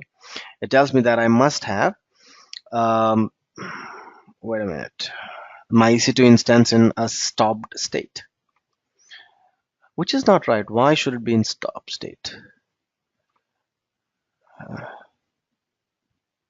No matching running or stopped instances. US East 1A. So where is my EC2 instance? It's in 1D. So that's the problem. I really cannot mount it here because my virtual machine is in 1D, whereas my volume is in a different region. Let's see if I can create a volume in 1A. Right. So yeah, it is 1A. Create volume. Oh, it must have been 1D. Sorry, must have been 1D. Create volume, and it goes in 1D because my virtual machine is in 1D. Create volume, and that's done. Now I go to my volumes and identify the one that's in 1D, this one, and this was the one that must be attached. While that is creating, I'll get rid of these unnecessary ones that I created accidentally. Go to snapshots, right click, create volume in 1D because my virtual machine is there. Close, and now I think I'm safe. Yeah. Now both of them are in 1D. Because that is available, you can attach this volume to an EC2 instance. Now you see that thing here, and then just say attach, right? So on my EC2 instance, now I will have two volumes. This guy will have two volumes. Hopefully I see it somewhere in the metadata. No, it's not there. But if I just do a df here, I think that this is the, I don't know which one, probably.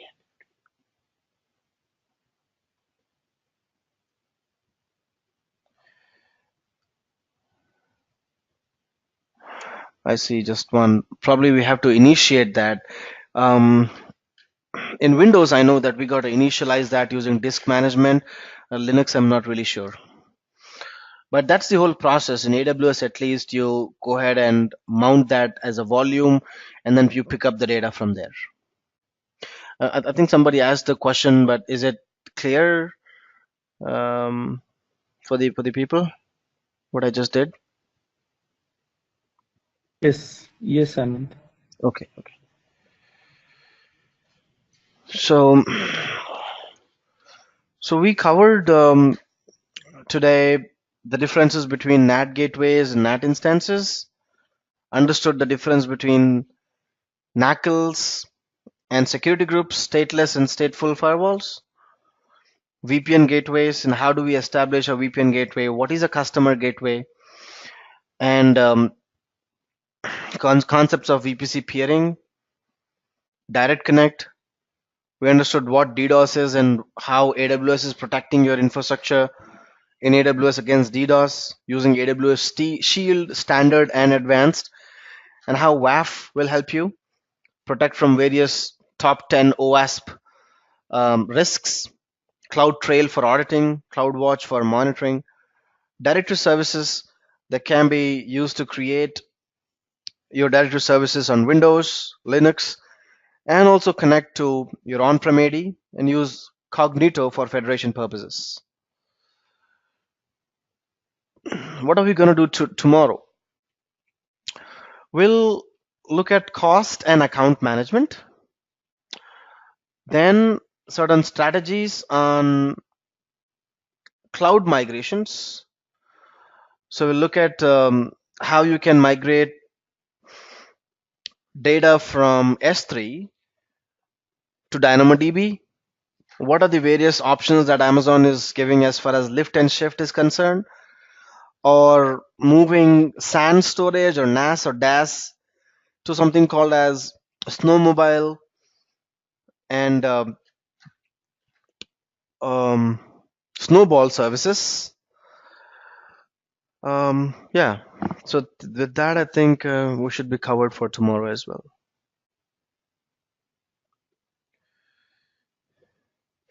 Anything specific that you're looking for? Because I remember one person spoke about the migration thing, and he was looking for that because he's in that team, and I had that agenda for it anyways tomorrow.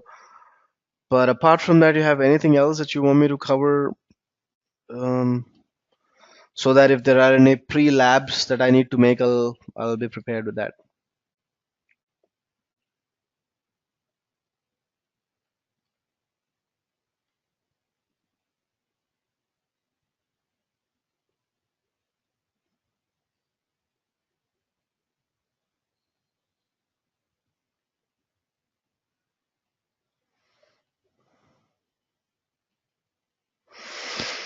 Okay, so hopefully you have learned today, and hopefully I've been able to address your questions, take the confusions out of your mind, and your investment of this time on learning is going good, hopefully. Tomorrow we'll regroup together and learn about the topics that I just narrated. Thank you everyone for your time and patience, and please do labs and come back with questions tomorrow. Thank you, Anand. Thank you. Thank you. Thank you. Thank you, Anand. Thank you. Thank you. Thank you. Yeah. Thank you, guys. Thank you, Anand. So are you going to upload the today's session and yesterday's session? Yesterday's Yesterday's session, session was not uploaded. It is already uploaded. A few hours before the class, I've uploaded yesterday's session. And today's session will be uploaded Okay. also. Yeah, it will be there. So we'll Oh, upload the Oscar, today's session as well.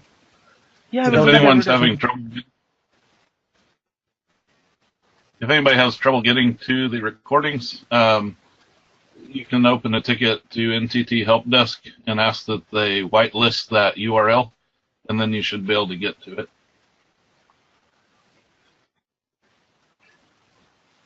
Paul, I think you have to stop the Zscaler services for a while when we are using the Google Drive. So that was stopped by the Zscaler, I think so. That's correct. I went ahead and opened a help desk ticket, and they whitelisted that URL. I told them it affected multiple users. I don't know if they made a global change for it. All right, then it will be good. Thank you. All right, thank you.